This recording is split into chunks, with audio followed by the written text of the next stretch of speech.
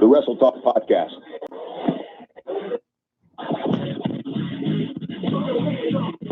And now you're tuning to Wrestle Talk. 657-33521. We'll be discussing WWE, NXT, Lucha Underground, ROH, fantasy wrestling, and we have some of the best damn interviews for professional and independent wrestling that you've ever heard. I'm Joe Lane. Ladies and gentlemen, buckle your seatbelts, keep your arms in the vehicle at all times. Let's talk begins. 5, 4, 3, 2, 1. Enjoy the ride.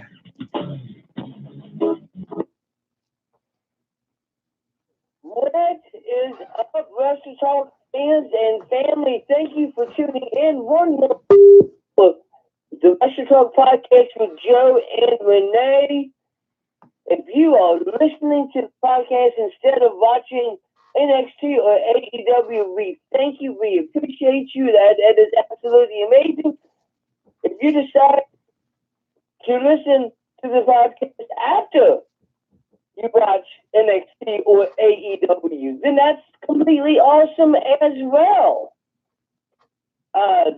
Ladies and gentlemen, we got a great night going for you tonight. We got the High Spot segment, the Shooting Shot segment, the Wrestle Talk Podcast Game Show Challenge, the Fantasy Wrestling segment. All right, guys, I'm getting a little bit of a spotty connection here. So for those of you that are tuning in on YouTube and on Facebook, thank you for being here. Hopefully, if you guys get an opportunity, you will share this broadcast and hit the thumbs and the hearts on the screen. It really always does mean a lot to us. So I'm going to go ahead and try to reconnect and see if we can't establish a better connection. Thus are the challenges of live radio. Like Joe said, though, if you guys are tuning in to us instead of watching those other two shows, we salute you. Welcome to Blog Talk Radio. Please hold and you will be able to listen to the show. Sounds the same. With that being said, we do need to get in the man, the myth, the legend, the guy that needs no introduction, the Night Owl.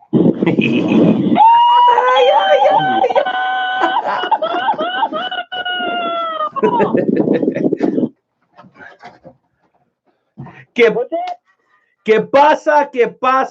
pasa, loyal members of the Wrestle Talk family? Thank you so much for being here on a snowy evening in Kansas City. And if you're tuning in from somewhere else, we love you. Salutations. ¿Qué pasa? ¿Cómo estás? How is everybody? You guys always humble us by representing the Wrestle Talk family. And right off the bat, I got to give a huge shout out to some of the people that are tuning in, both on the YouTube, both on the Facebook, starting with the legendary, the up-and-coming Midwest Independent Wrestling Hall of Famer, Herb Simmons. Thank you for being here. Dewan Mills, the originator, creator, the head administrator. We love you. And as we kick off tonight's show, Jonesy, I'm pretty excited, man. I'm busting out a new blonde ale, okay, that I'm going to be trying out tonight in honor of my 5-3 Kansas City Chiefs, which I am representing very heavily. Got, our minds and our thoughts and our prayers on Patrick Mahomes. Hopefully he makes a speedy recovery, bro. But listen, this ain't a football show. It's a wrestling show. And if you guys want to talk wrestling, I don't care if you want to talk about what you're watching or what you saw or what you're looking forward to seeing. We want you to be here, mi gente. That's right, my people. You got to dial that number. If anybody who's watching right now has a moment, type these numbers out for us so that the other listeners know the number and they can call in and enjoy the show during High Spots, which is coming up here in about 5 minutes. The number is 657-383-1521 to participate in today's edition of the Wrestle Talk podcast, which features two awesome guests, Jonesy. Michael Pam, a huge supporter, a big-time fan just like us of professional wrestling, man. And then, of course, man, the former WCW publicist turned author, Barry Norman. It's going to be a tremendous show, guys. So if you love the future of pro wrestling, the present and the past, episode 270 is going to give you a little bit of all of that, Jonesy. I'm fired up, baby. How are you feeling tonight? I am feeling absolutely great tonight. I've had a great past couple days. I am a huge horror movie fan, and last night I had the opportunity to go to a movie theater and see Halloween 1 and Halloween 2 back to back, and it was absolutely amazing. It was like there was nobody else for this, so it was just me in the theater by myself watching Halloween movies. And drinking beer. And drinking beers. Beer there. So I was drinking beer when I was watching Halloween. Dude, that's awesome, man. That sounds like an absolutely great time. And you know what? No better way to get ready for an incredible upcoming weekend of professional wrestling than go catch a good horror flick, man. So, Jonesy, I'll tell you what, dude. There's so much that I want to get into, but I got to kick it off with one very important correction. So I got a call earlier this week from the ever respectful and highly respected Herb Simmons. And I guess I'd broken some news on the show about him being inducted into the Hall of Fame, like you guys heard me allude to just a couple of seconds ago. Well, that is true. He is going into the Midwest Independent Hall of Fame in February of 2020, which yours truly, Wrestle Talk fam, we're going to do what we can to be there because that is a very, very special and important moment in the history of Midwest professional wrestling for Herb Simmons to be inducted. What is not accurate is my ignorant claim that he would also be going into the Cauliflower Alley Club Hall of Fame. Now, when I spoke to Herb, I said, hey, maybe I was mistaken. I went back and confirmed it. Shame on me. But the point stands, Jonesy, and I know you're all the way out in West Virginia, and you've heard the name Herb Simmons. And you know that if anybody's overdue to be inducted, it's Herb Simmons. So this is my petition to Brian Blair and the good folks over at the CAC. Let's give this man his flowers before he's gone. Let's not wait until after Herb Simmons is gone to say, hey, Herb Simmons is a legend. He's the man. We love him. He's the Tony Montana of professional wrestling in the Midwest. Do you know what I'm talking about? He's the man. Let's do that. Let's give these pro wrestlers, these managers, commentators, referees, fans, podcasters, and anybody associated with pro wrestling, bro. Let's give people their flowers before it's too late, Jonesy.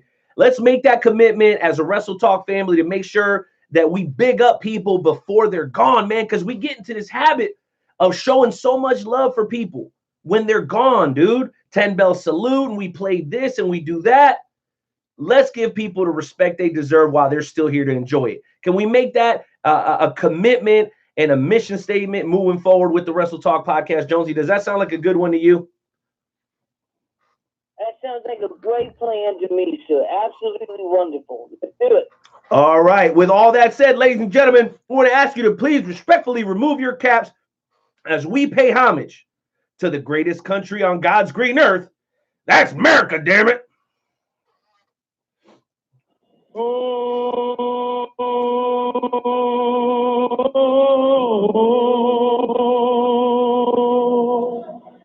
Oh, say, can you see? And the rocket, red flag.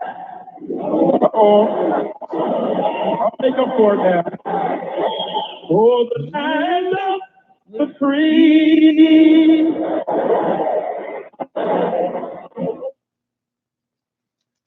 To turn my eye every single time. Let's go and get into this hot spot segment because we got a lot to talk about, ladies and gentlemen. And so, Timmy, hit that music.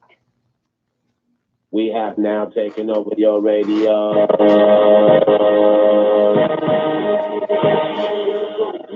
Hit 'em high, hit 'em high, hit 'em high. Hit 'em low, hit 'em low, hit 'em low.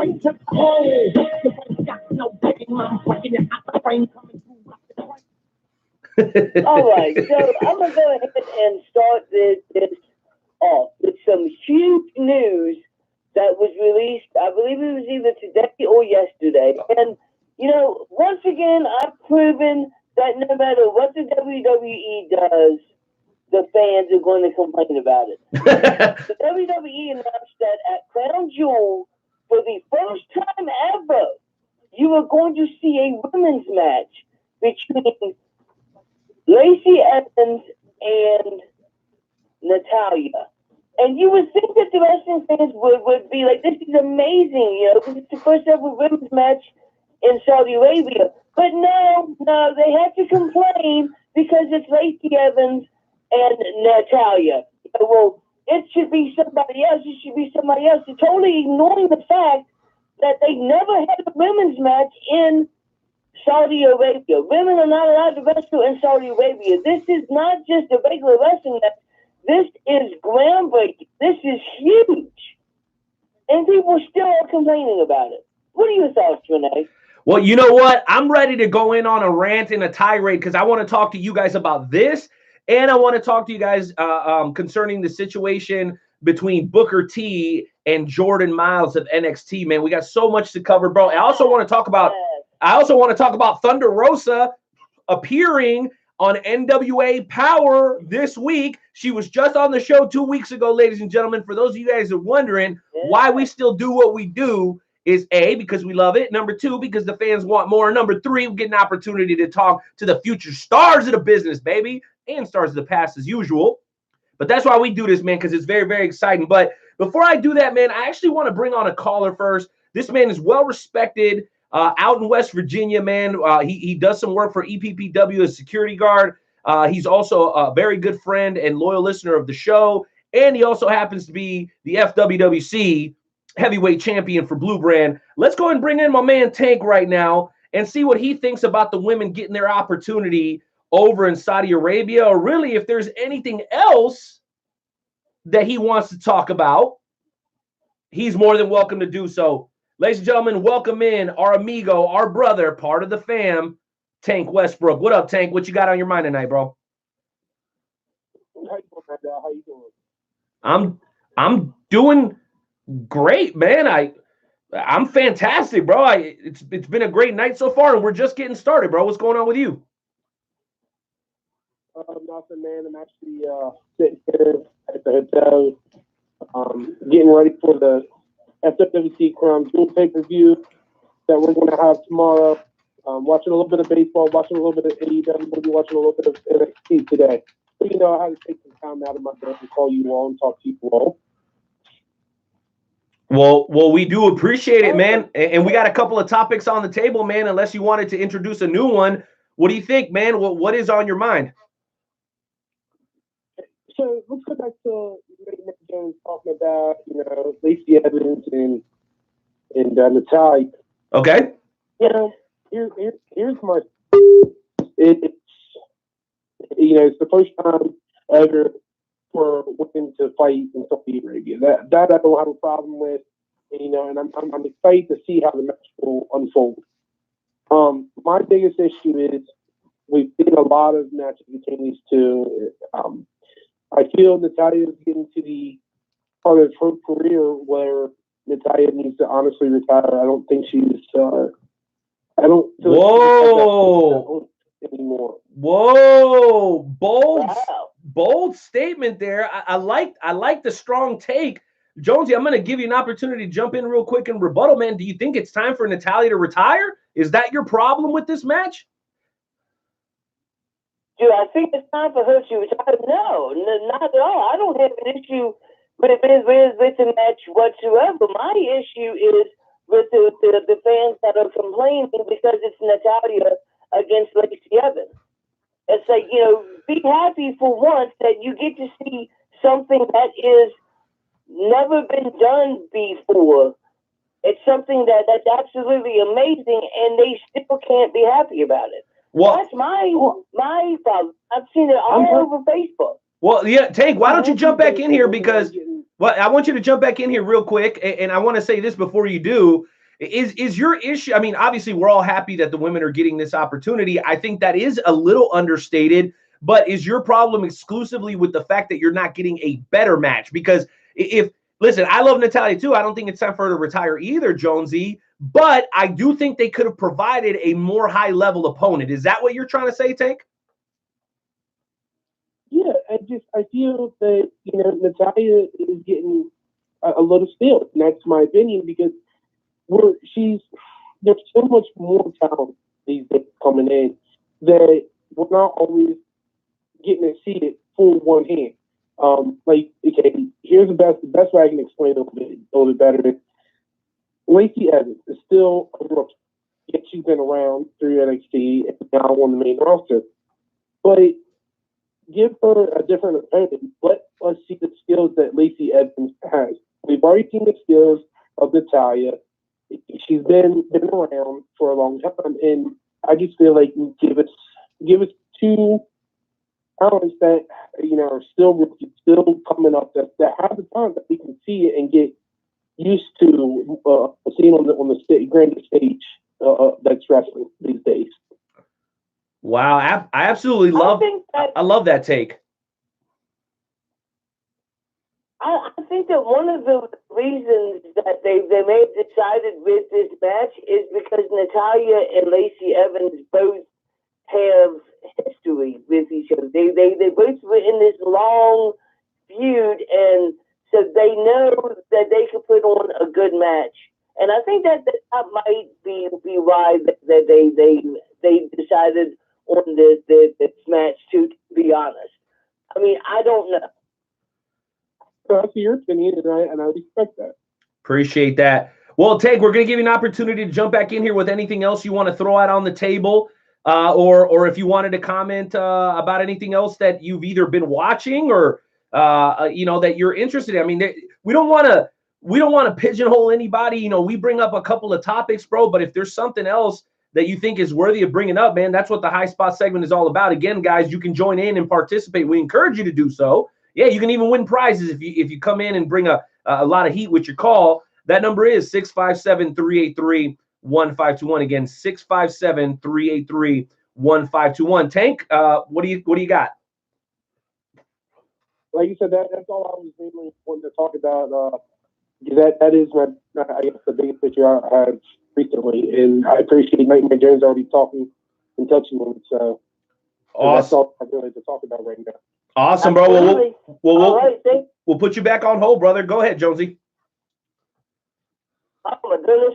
I guess that the next topic we need to talk about is the elephant that's in the bag, and that is Jordan Miles and his blatant displeasure with the T-shirt that the WWE was going to put out for him.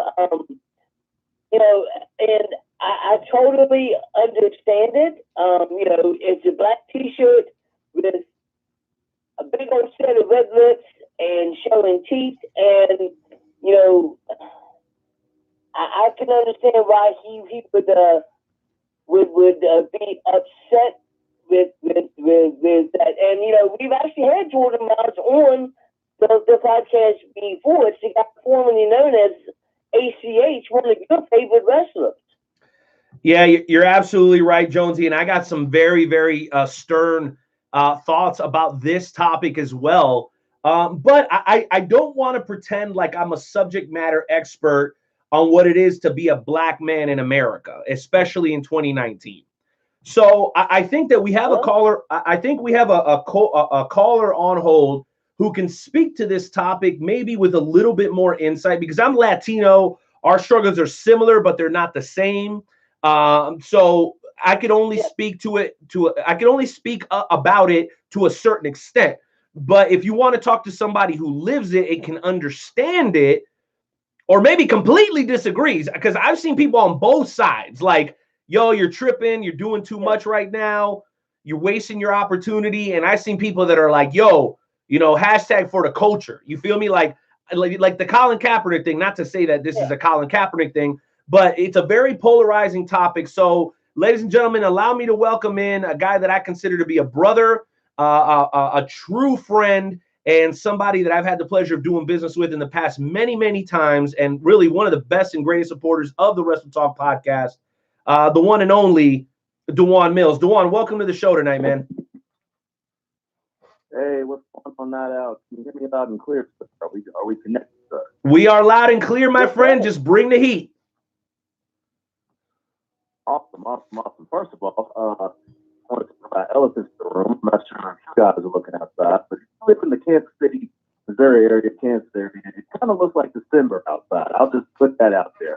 I'm not sure what's going on or what happened or pissing some my cereals, but it's currently snowing out. I'm not a big fan of snow. I'm not sure about you. Well, listen, seeing as I'm originally from, or I grew up down in South Florida, the snow is something that still takes some getting used to, bro. But you know what? With all this fire going on in the world of pro wrestling, all the shade and heat getting thrown on Twitter, bro, it almost feels like it's the middle of summer right now, bro. We want to get your thoughts on that.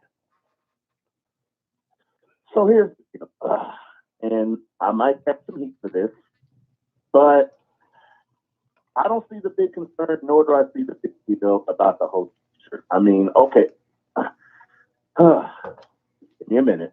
Let's keep it real, okay? I believe that this gentleman, ACH, because he's ACH to me, is reaching. Like, I've talked to him, not after you talk to him, we have conversations with him. He's a pretty down-to-earth, humble guy. Been in the business for this long, for a very, very long time, independent and now in the WWE circuit. All this social media post, it just doesn't seem like him. And to be honest with you, again, Renee, not how you're a businessman outside of the Wrestle Talk podcast. Right. You understand that there's an issue, if there's a concern, if there's, disagreement, there's a proper way to do that. See what I'm saying? Going on social media, blasting Twitter, tagging people and doing all that is not the proper way to handle things if there's a legitimate discrepancy. So for me, and again, I might catch some heat for this seems to me like a work. If it's not a work, it's very ignorant of him. Because let's be honest, yes, the WWE may be known for having favorite talent at the exact same time. It is what it is. It's the pinnacle. It's the milestone. It's the big dog. It's the big fish. So sometimes you have to play by the rules. Now, I'm not saying so down your culture or whatnot, but if it was such a big a deal, man, then why in the world did the church, like, why are we talking about a church? Like, what's the big deal? I don't get it. And I didn't see again, you have to really reach to see the issue with the shirt, the teeth, and all. Like, you have to reach for that, bro. You got to reach for that. Because when I first saw it, I didn't see that. But at the end of the day, it's about professionalism. This is a business. If I have an issue, I'm not going to blast it on social media. I'm not going to do that. I'm not.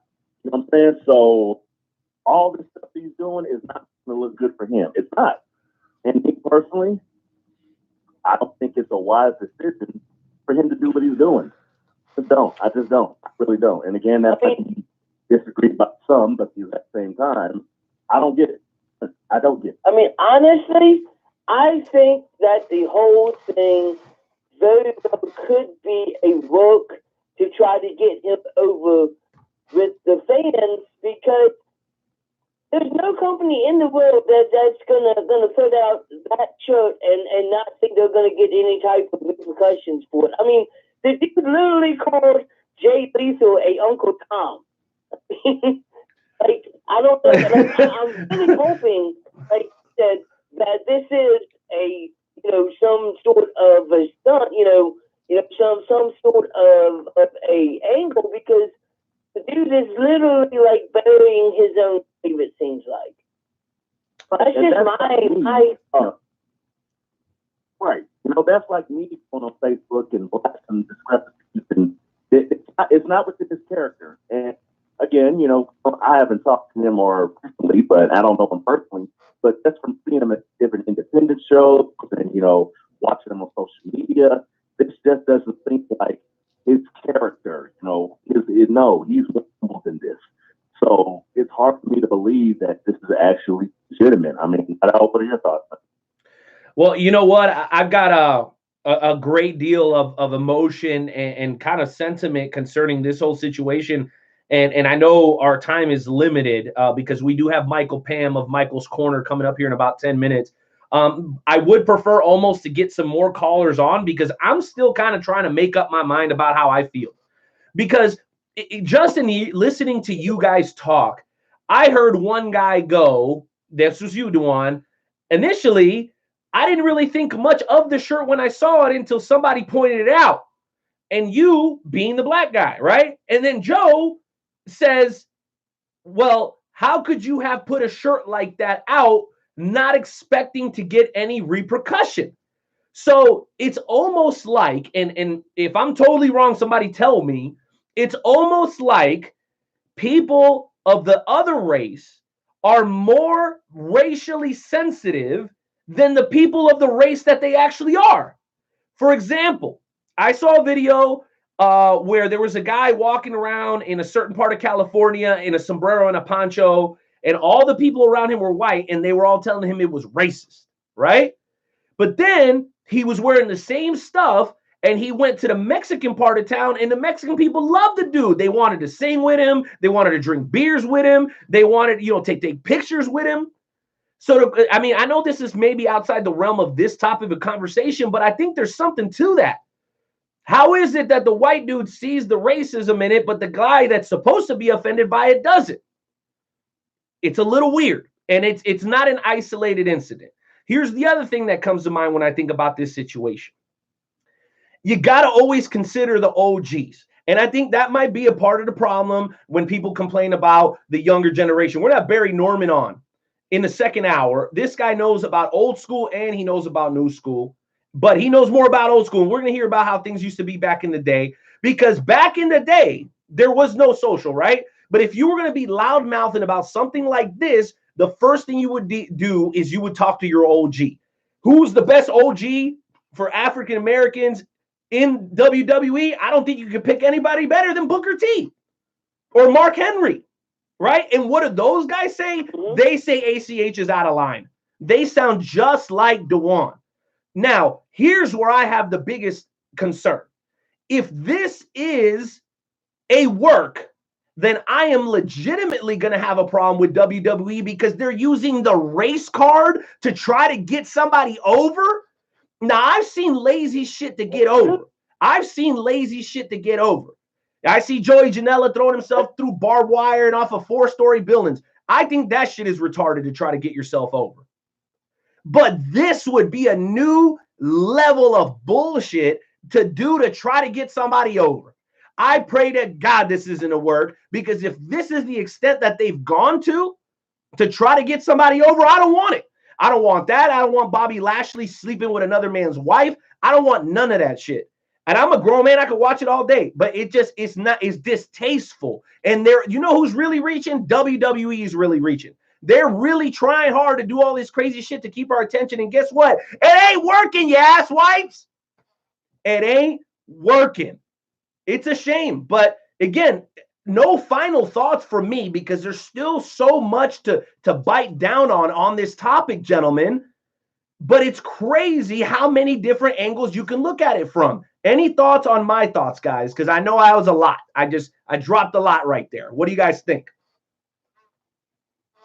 Oh, I totally agree with you. I really hope that this is not a publicity stunt, because if it is, and if this is the link that the WWE is going, the only thing that's going to do is going to lose them more fans to AEW.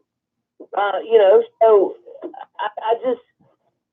I really hope that is not a publicity stunt, but if it's not, then ACH needs to kind of calm down a little bit. Talk to your OG.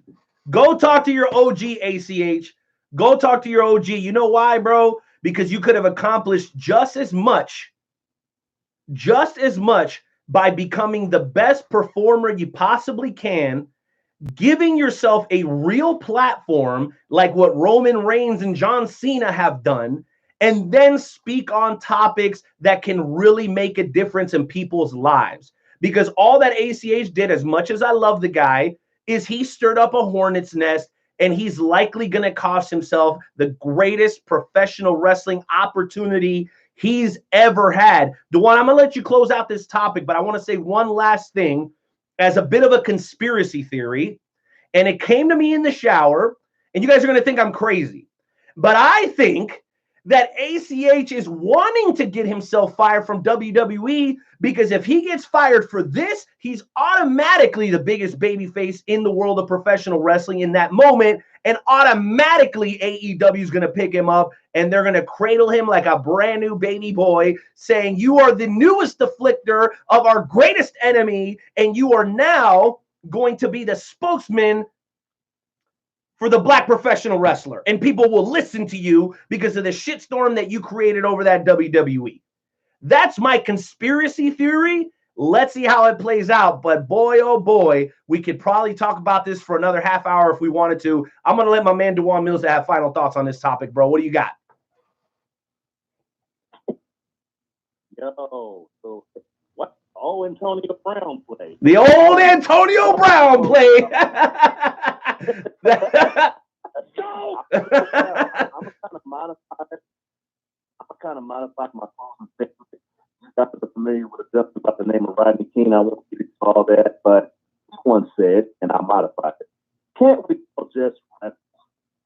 That's all. There you go. There you go. That's incredible. Well, Dewan, thank you for being a part of the show, man. Really great contributions. Thank you for your honesty and your insight, man. Hopefully you'll keep tuning in. It's going to be a great rest of the show, man. Thanks for love and support. And remember, man, share, share, share. Thanks, brother. Woo! Here we go. Breaking news. We got a little bit of breaking news. So this report comes from Davenport, Iowa. Saturday, WWE champion Seth Rollins set fire to a display in the Spirit of Halloween store on 53rd and Elmore. Witnesses described this scene as chaotic. I'm here with my two kids to get costumes for the school Halloween break, and this maniac lights a bunch of matches and screams, "Turn it down!" We're doing the inventory, and guys, the fake bars in the back, and we started to smell smoke, and I see a man spinning a giant red belt above his head, yelling, "Burn it down!" So you guys said Father's burning down Spirit of Halloween stores. No. What is this man talking about?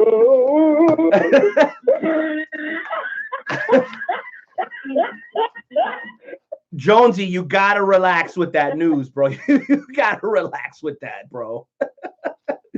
Listen, Joe, I don't know if that report is 100% factual or not, but I do have some information out of the great state of Iowa that you guys are going to want to hear. Okay? Caged Aggression, November 2nd in Davenport, Iowa. The guys, our brothers, our amigos over at Everything Combat are going to be calling the action for this incredible MMA event.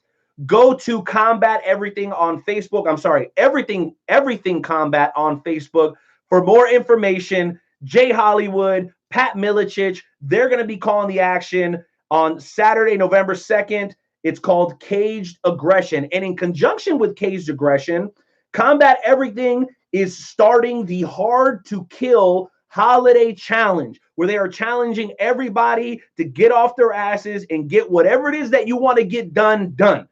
If you want to lose weight, if you want to step up your game when it comes to your career, if you want to get closer to God, if you want to be a better father, whatever it may be, the Everything Combat Hard to Kill Holiday Challenge, all you got to do is combat everything and tell them what you commit to doing between now and the end of the holidays, and then keep them posted on your progress, and you may pop up on their social media feeds with kudos and thumbs up. They said that there's no deadlines, there's no prizes, there's nothing. It is just an accountability system for you guys to be hard to kill.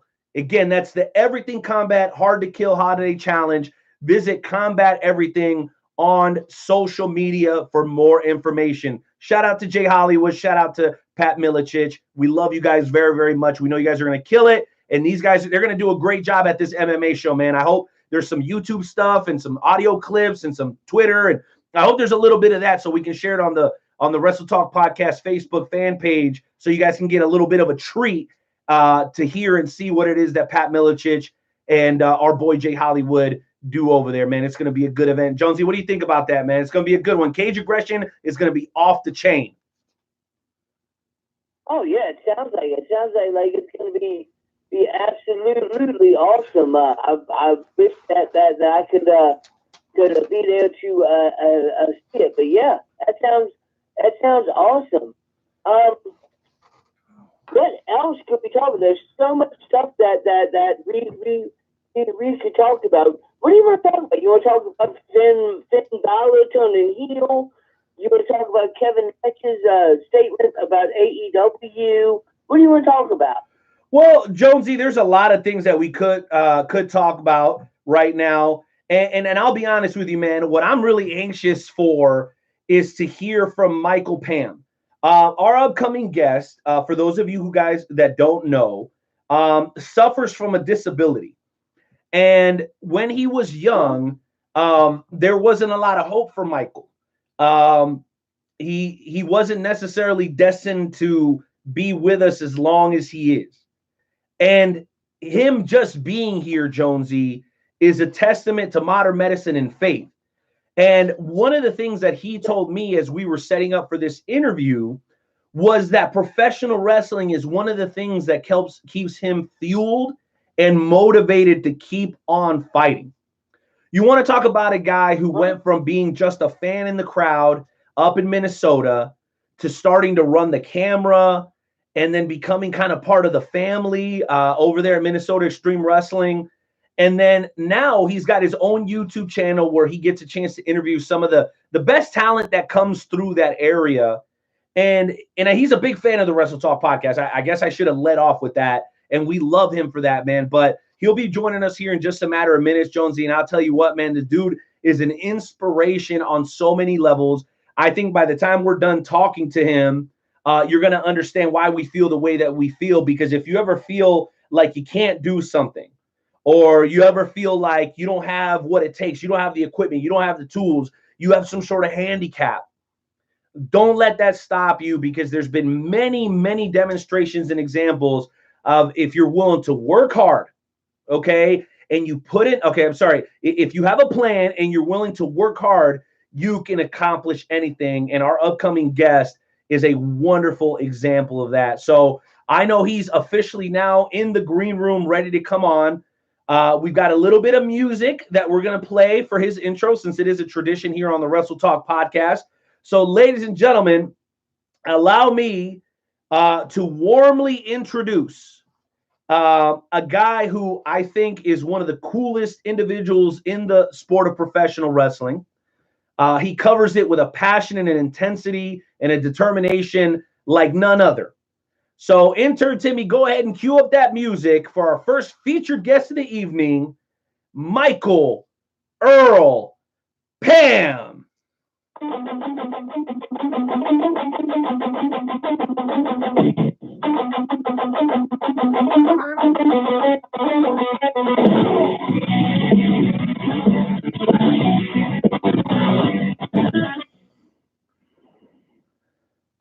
What's up, sir? How you doing? I am doing good. How are you? We're doing very, very, very well. Thank you for taking time out of your busy schedule to come on to the podcast. So, I guess the first question we should ask is what is your professional wrestling story? Like, what got you involved in the professional wrestling? That's a good question. How I got into the wrestling business is basically I just started going to wrestling shows.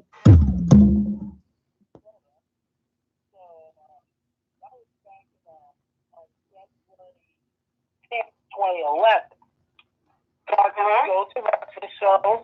I met some the wrestlers there. And, all right, for my folks that are live, hang with me. I don't know if it's the weather, but we are having a little bit of a connection issue. I hear it choppy. I've been hearing it choppy.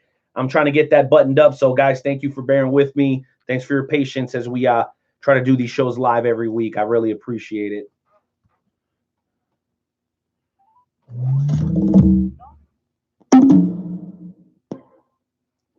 Blog Talk Radio. Please hold and you will be able to listen to the show.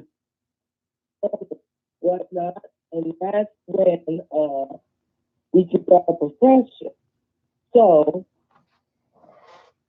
then at that time, he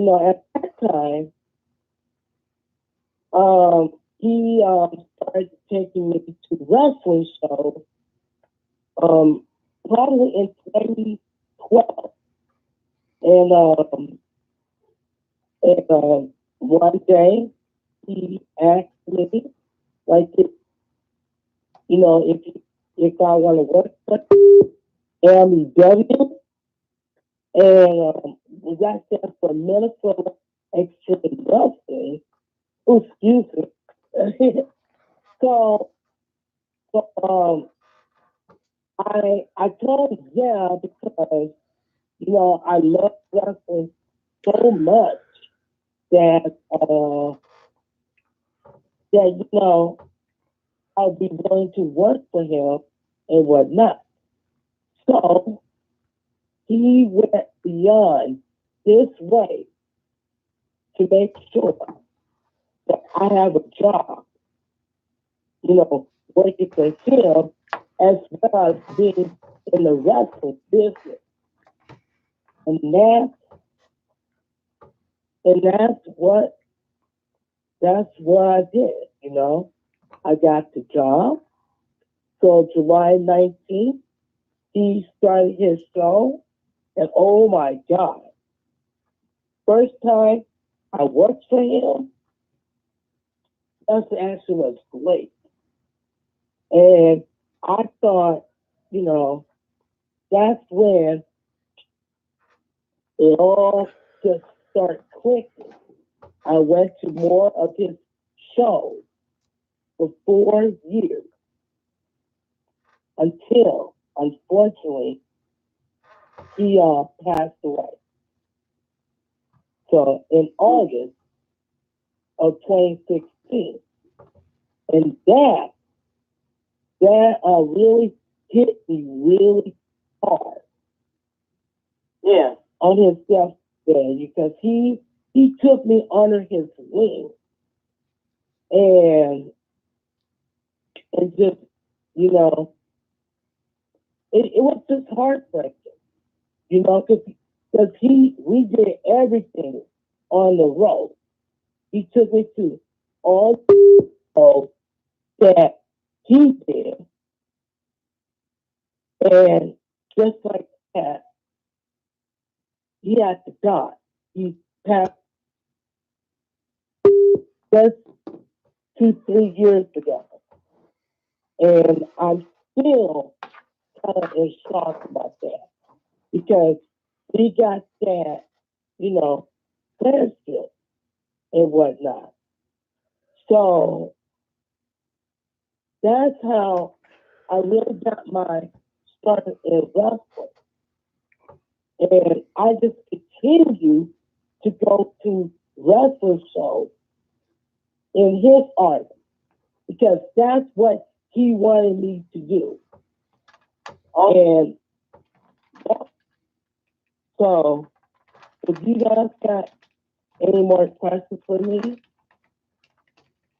Oh, yeah, absolutely. I have one more question, and then I'm going to throw it to Renee, because I know he has a bunch of questions. As we were doing our research, I found out that one of your goals is to interview Shane Douglas and Francine. What would it mean to you to be able to interview Shane Douglas and Francine?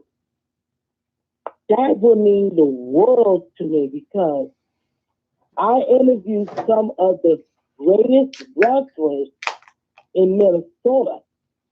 And not just in Minnesota, in Wisconsin as well. Because, oh my God, I just interviewed like a lot of wrestlers. And if I interviewed Shane Douglas and Francine, oh my God, that would mean the world. That would mean the world to me.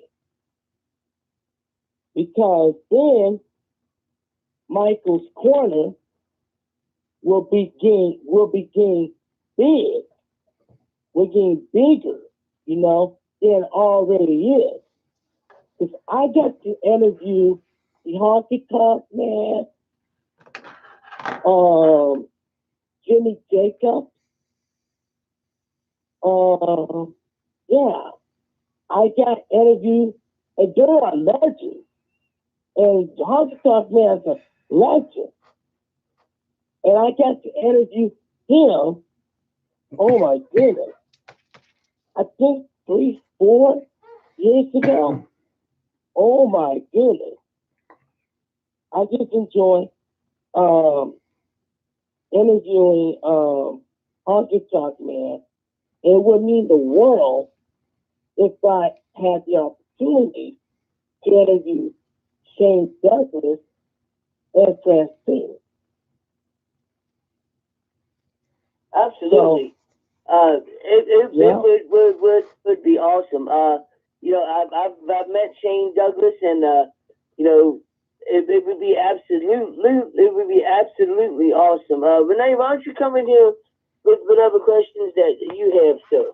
Well, thank you very much, Joe, and Michael. Thank you so much for being here. I know that. I'm sorry. I said I want to thank you, Joe, for a bunch of great questions, and I want to thank you, Michael, for being here as well. I know this is a long time coming. We talked about doing this, and I'm glad we were finally able to make it happen. So thank you for being here, man. Thanks for making time. Yeah, you're welcome. Awesome. Well, listen, my first question is this.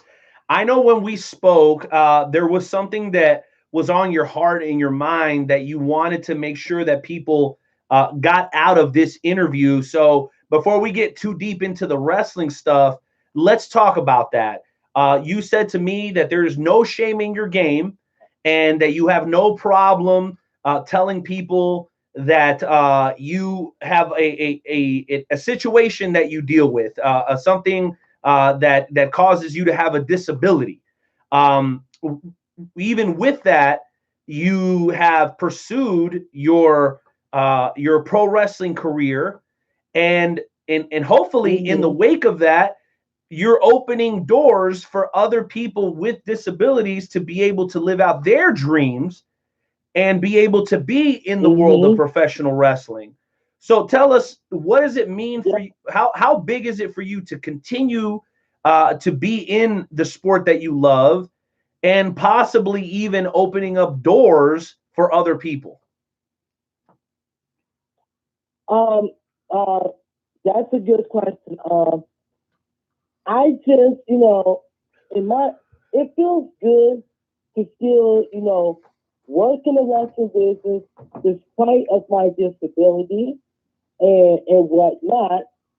And this is why I just want people to fulfill whatever dreams that they have, you know, no matter what disability that they got, because let me tell you something, Renee. I am opening doors for any person that has a disability. If you want to do something in real life, just go for it. Don't let anybody tell you that you can't do something just because you have a disability. Now, I have faced a lot of criticism and a lot of controversy in the past. But you know what, Renee? I back my words up, and I continue to do what I love, whether people like it or not. Because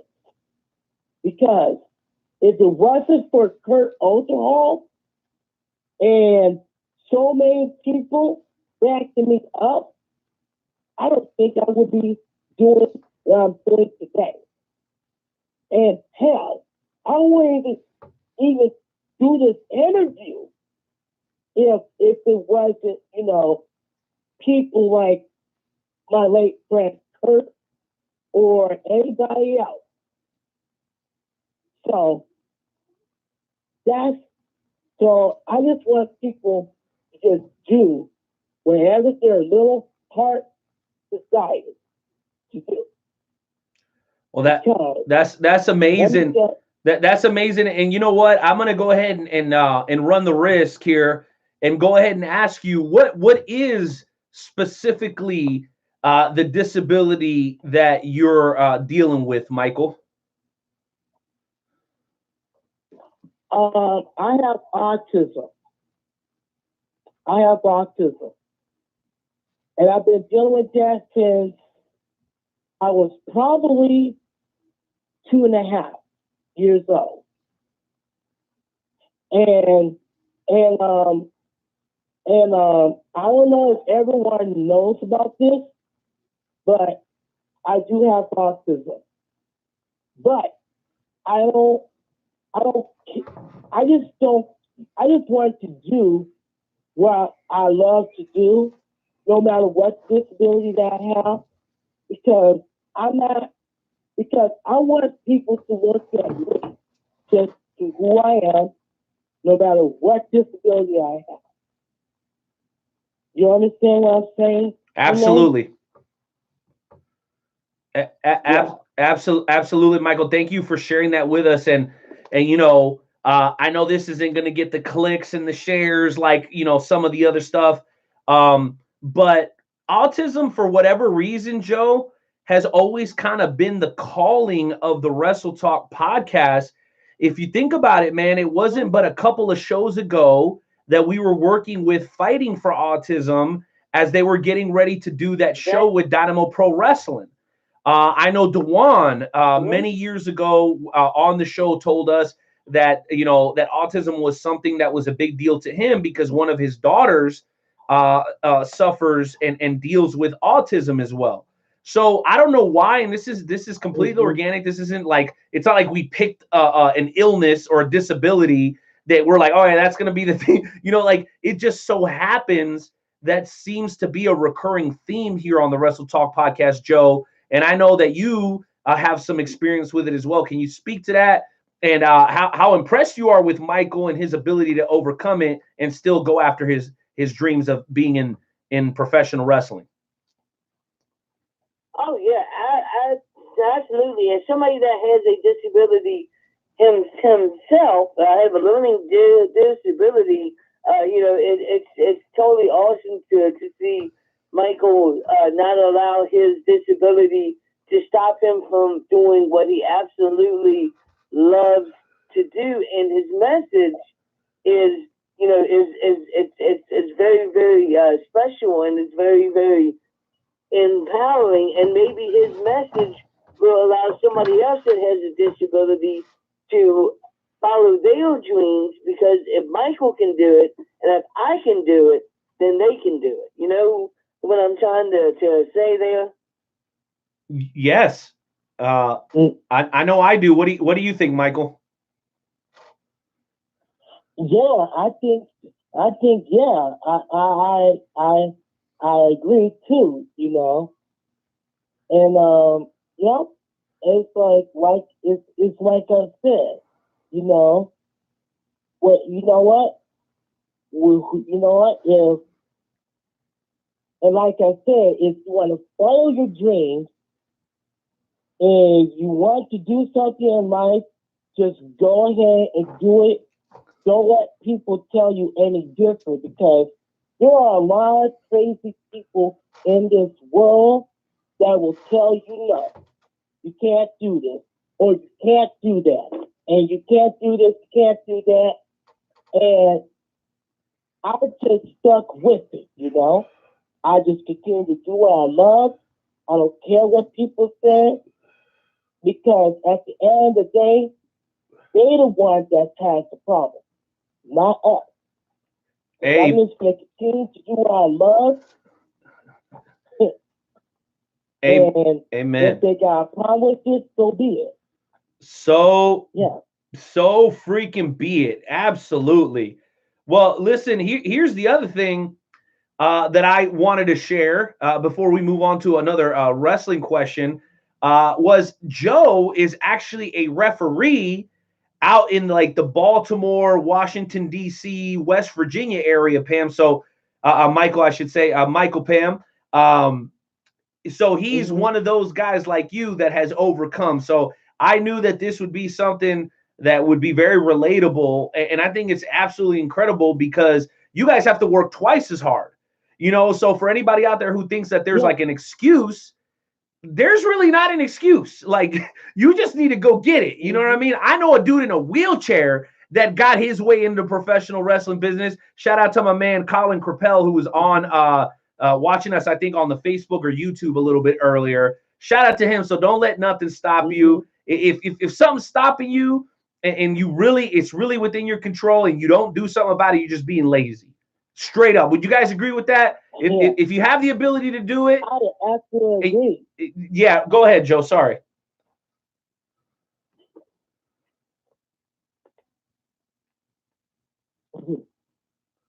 Joe? What's up? Sorry, Okay. I had to leave for a second. Okay, cool. I heard you say something, and I didn't want to cut you off. Well, anyway, so let me go ahead and jump in with another question for Michael. So, Michael, I know you've had the opportunity to interview a lot of cool people. One of the guys that I wanted to ask you about is a guy that just a great friend of the show. Actually, I'm going to talk to you about 3 guys, and I want to see what you tell me, okay? I'm going to name them, and you just give me a little bit of your thoughts on each one. Number 1, Danny Duggan. Number 2, Kurt Gannon. And then number 3, Leo D. Those are the 3 guys that I want to hear your thoughts about, man. Okay. All right. Well, first off, let's talk about Danny Duggan because everybody knows who Danny Duggan is. Oh my God, I interviewed him like twice. So I enjoy interviewing him because he's such a nice guy. He's one of the most down-to-earth guys I think I ever met in the wrestling business.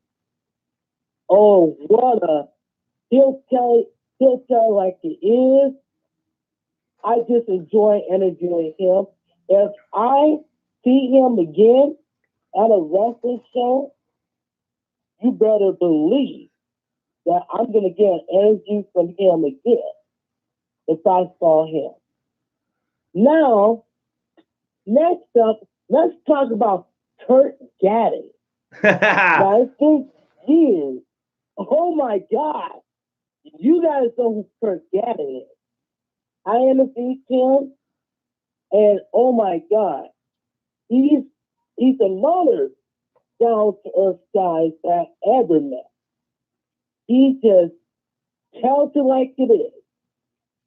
And I really enjoy when I first met him in person, oh my God, I just hugged the man. Because that was my first time, meeting him in person. So it was at Minnesota Extreme Wrestling when it was up and running at the time. So it was probably back in November of 2016. So that I met him. So I enjoy interviewing him. And lastly, oh my God, Leo D. Come on now. Oh, whew. I enjoy. Wait. wait a minute. I haven't interviewed him yet. Leo D. Wait, so you're going to be interviewing Leo D soon on Michael's Corner? Is that what you're saying? Hopefully when it gets down to Minnesota, I gotta interview that man because you know what? I bet he has some stories to tell me if I ever got the opportunity. So hopefully, if he's listening, he can maybe get down to Minnesota so I can interview him because that will also be a great opportunity. Because he's another nice guy that would love to have him on Michael's corner. So Leo D, better listen to this interview or this podcast. I'm sure So, he will, Michael. Leo D is a former guest of this show, and we have a great affection for him and his abilities inside the squared circle. We'll do our best to make sure he gets that message. Well, Jonesy, I know we got to get into the shoot and shout segment, so why don't you go ahead and tell intern Timmy that we're almost ready for that music, because I got one last question, Michael. And here on the Wrestle Talk podcast, man, we're known for a lot of things, okay? More than anything else, for our love of professional wrestling. But the other thing we're known for is for being straight shooters like Danny Duggan and occasionally asking some of the difficult questions. So the question is, are you ready for the tough question of the night? yes, sir. All right, let's get into the difficult question of the night. And here it is. Michael, I've been following you on your social media, your YouTube. Again, that's that's Michael's Corner on YouTube. Our buddy Michael Earl Pam, who obviously, you guys just heard his story. He deals with autism. He's overcome that. He's living out his dream as a interviewer in professional wrestling. He's done some cameraman work. He's the 2-time Minnesota Independent Pro Wrestling Fan of the Year. Two-time, like Booker T, except the fan version. Right? So here's what I wanted to ask you, Michael, and I know this is the tough question of the night, and you said you were ready. So here's the question. Because I'm such a big fan of yours, I get to see your best stuff and your worst stuff. On a couple of different occasions, I've seen you get upset with other fans, wrestlers, and even promotions. We know you're a very passionate individual. Can you tell us exactly what are some of those things that make you angry and why you felt like you needed to tell those people and put them in their place on social media?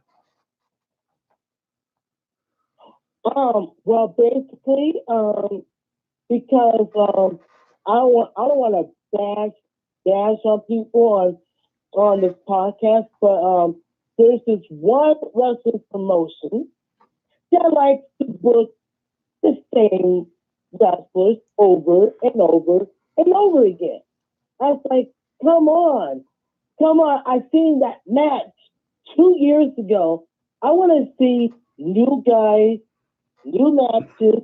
I don't want to see the same matches over and over and over again.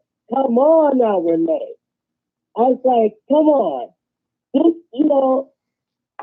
fans like me, we want to see new wrestling action, like good wrestling match. We don't want to see the same guys on the same show every single day. I mean, my goodness. And it's like I just want people, to just go to a wrestling show and enjoy themselves. And instead of, the wrestling promoters just booking the same match, the same wrestlers over and over and over again, because it gets boring. It gets boring from time to time, and the fans don't want to see that. So if the fans were like telling this is awesome and all that jazz, then I'll know they are liking the show and people coming up to me and saying, oh my God, Michael, this is the greatest show that I've ever seen in my life, because I've been there and I've done that, and I just want to see new guys on the show, and not the same people over and over and over again. You know what I mean, Renee? Dude, I know exactly what you mean.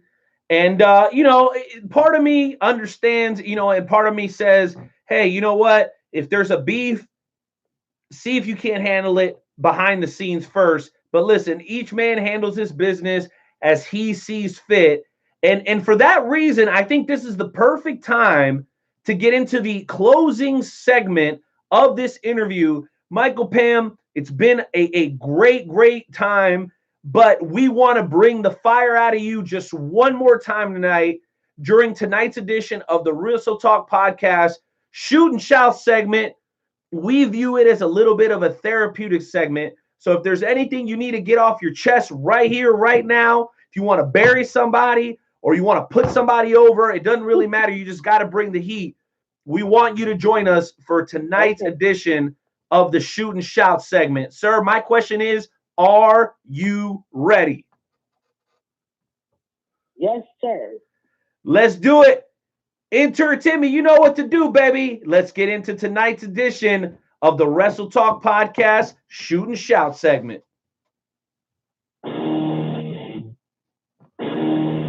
It's just one of those days where you don't want to wake up. Everybody sucks. You know what, Jones? Ladies and gentlemen, I am going to go ahead and start this Do it! Shoot and Shout segment off because I am going to go on fire stuff. All right.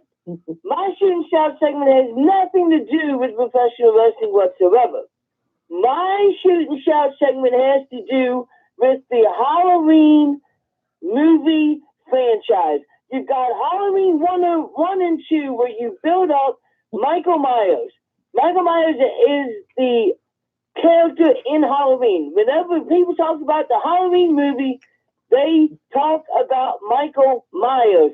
So then you put out Halloween 3, and you decide it's going to be a good idea to not have it have anything to do with the character that you had in the past 2 movies and expect it to be a good movie. But ladies and gentlemen, it is not. It is a crappy movie. It is a terrible movie. It was a terrible idea. And whoever decided to make Halloween 3 without Michael Myers needs to be shot. Oh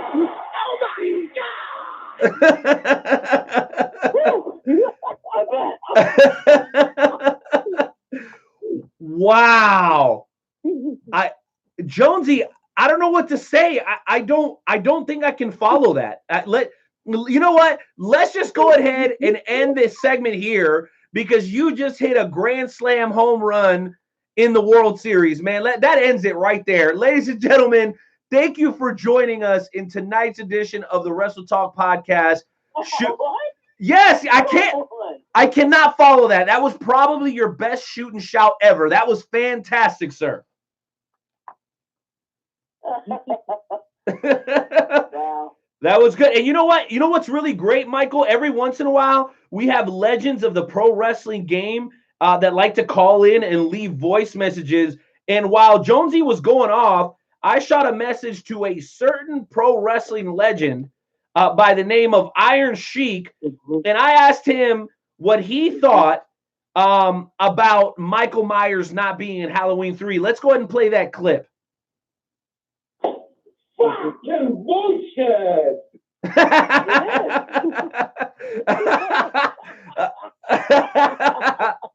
Ladies and gentlemen, Michael's Corner on YouTube. If there was ever a worthwhile subscribe, it is Michael's Corner. Micah Earl Pam overcoming the odds, lifting the championship, and continuing to live his dream in the world of professional wrestling. Ladies and gentlemen, let's give our guest, our new member of the Wrestle Talk podcast family, Michael Pam, a big round of applause. Make some noise. Make a noise, everybody. Hey! Hey! Hey! Make some noise. Make some noise. Michael, any closing thoughts before we let you go tonight, man? No, I think that's about all. That's all. That's it. I got no other questions. That is awesome. Jonesy, any thoughts before we let Michael go tonight? Just thank you, sir, for taking time out of your busy schedule to come on to the podcast and talk to us a little bit and tell us about your story in professional wrestling, sir. So thank you. Yeah, you're welcome.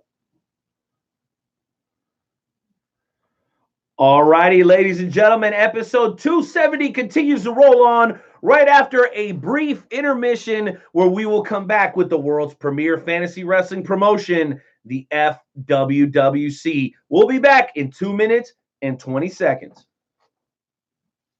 Muted.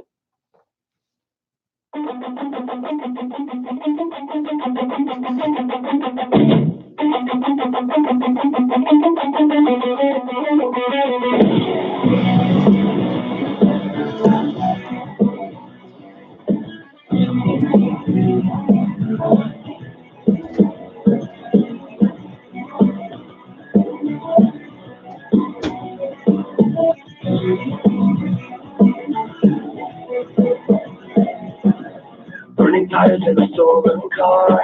I'm fucked up so bad outside the bar. Heading out as far away I can. Hardest time got the damn out of here. Doing 90 to the city night. Nothing's ever gonna be alright. Life will never be what it was.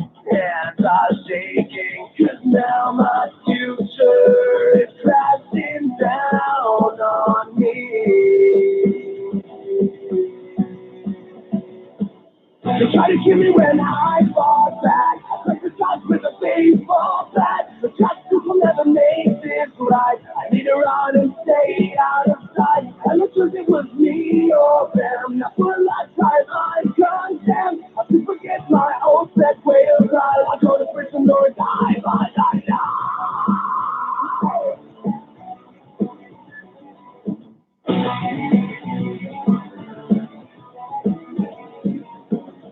Every time they are closed in. So the fast car starts to spin. Street tires, time is running short. I go on foot at my last resort. Running harder, faster than before. Until my legs and feet are sore. Life will never be what it was. My mind is shaking. Cause now my future's crashing down on me. Down on me.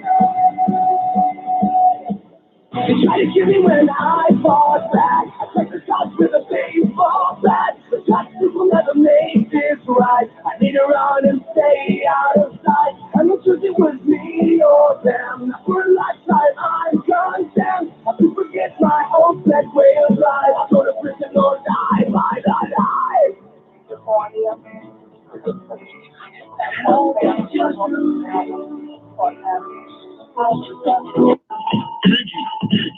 Yo, what up? Night Owl. Nightmare Jones. What up, Wrestle Talk fam? Do it for y'all. Check me out. Kick in the door, waving the 4-4. Even them haters can't hate us no more. So unlock your door, cause we got some more. Every Wednesday we here, keeping it raw. Night Owl, Nightmare Jones, and all the best guests. Like a double barrel pointed right at your chest. Wrestle Talk Podcast.com. Smashing and killing it like the night of the prom. All right, gentlemen, it is now time for the FWWC segment. This is the segment where the wrestlers from the FWWC come in and talk about what's been going on in the life of the FWWC. If you want to know what the FWWC is, it's fantasy wrestling. You got fantasy baseball, football, basketball, everything else. But now you got fantasy wrestling. This is for the wrestlers that don't have the ability to get into the ring or whatnot. You get to cut promos, you get to go for belts and whatnot. And with that being said, ladies and gentlemen, I am going to step away and I'm going to allow the Night Owl to come in and do his thing so that La Familia doesn't take over the FWWC segment. Night Owl, take it over. Well, thank you very much, Jonesy. I appreciate that. I want to thank everybody who tuned in to the first hour of the Wrestle Talk podcast. I want to remind you guys that we are also in conjunction with Wrath Buns Engraving. That's right, Wrath Buns Engraving in Osawatomie, Kansas. It is a mom and pop shop to the nth degree, And we love them very much because they helped us design and they help us produce the Wrestle Talk podcast mugs. That's right. The Wrestle Talk podcast mugs available right now at WrestleTalkPodcast.com.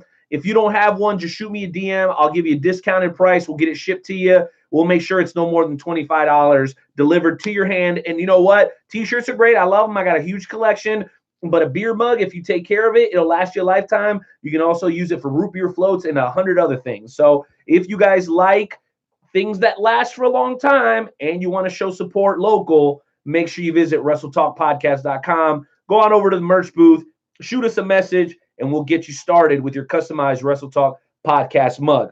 All that said, ladies and gentlemen, this is the FWWC segment, and it is going to be a great lead up to our final interview of the evening, because tonight's interview is a man who was in the trenches during the Monday Night Wars. That's right.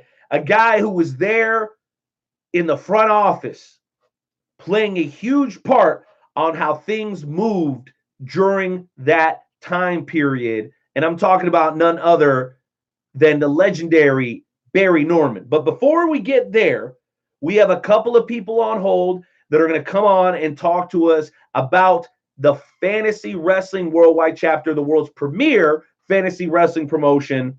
First and foremost, a man that's been with us since the beginning of the show, and we're about an hour and 16 minutes into this deal. So you want to talk about dedication, you're going to definitely find it within the FWWC and its members. Let's go ahead and bring on first our current FWWC Blue Brand Heavyweight Champion, Tank Westbrook. Tank, welcome back on the show. Didn't think we were going to hear from you twice tonight, man. What's on your mind, sir? How you doing? How you doing? How you doing, brother? I'm feeling great, sir. I'm glad that the segment is still intact.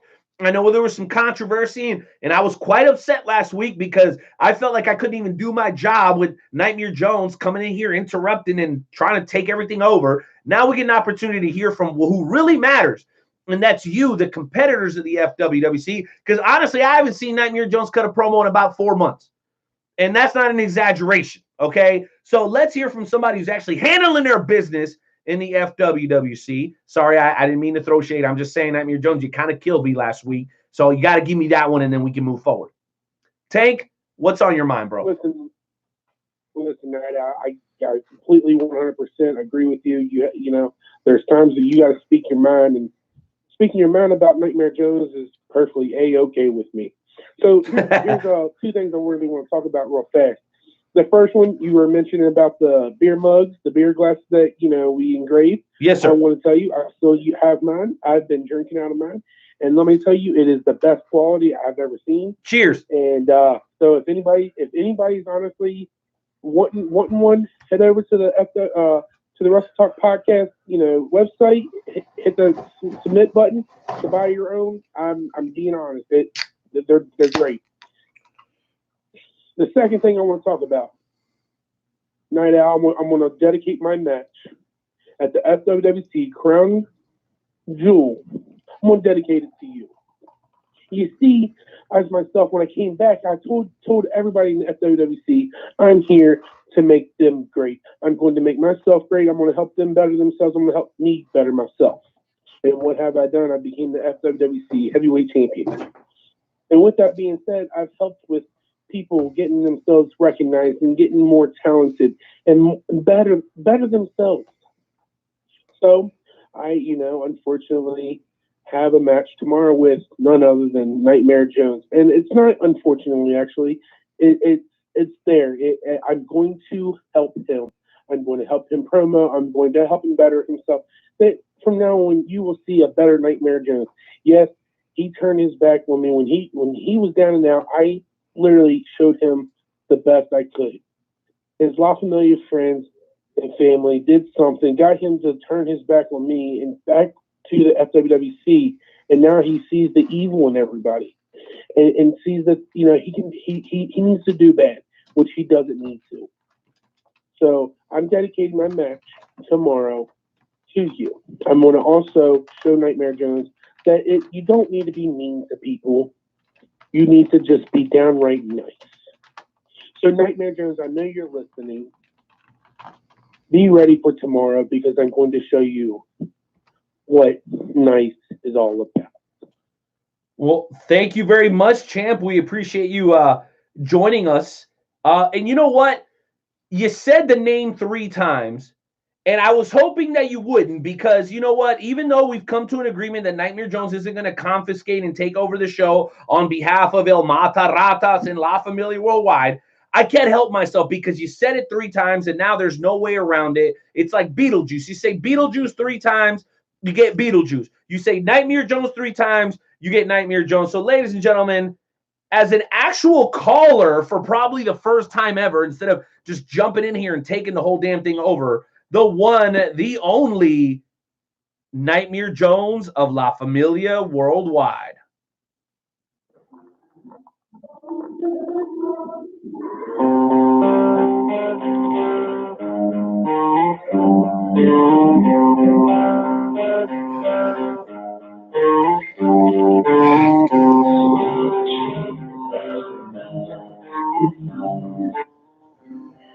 All right, Nightmare Jones, I'm going to do my best to stay professional here. You created quite an uproar last week, confiscating the show. You're now on as an official caller. Can we try to show a little decorum here, please? Well, I guess my first question is Tank finally off of his knees? I mean, I've never seen a bigger ass kisser than Tank Westbrook. Oh, Night Owl, I'm going to dedicate this match to you. Oh, stop it. You like me. I have to make sure that I'm liked in the FWWC. Gag me with a fucking spoon. Hey, take it easy, Nightmare Jones. This is a family show. What's your deal? Relax. And you can shove it so far up your ass that it comes out of your mouth. I don't care. I'm not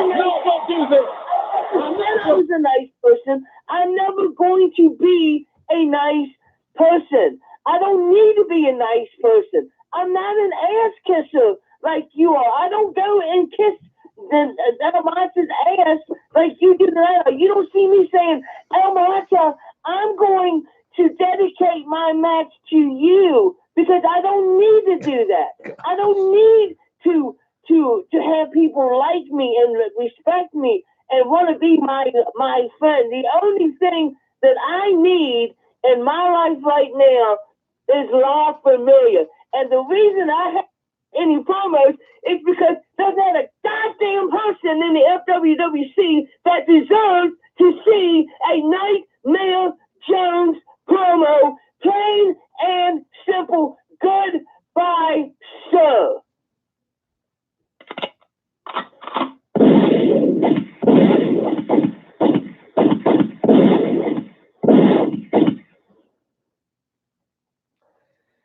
And then you guys wonder why I don't want Nightmare Jones to come on the show. He's gonna get us banned from the FCC, right?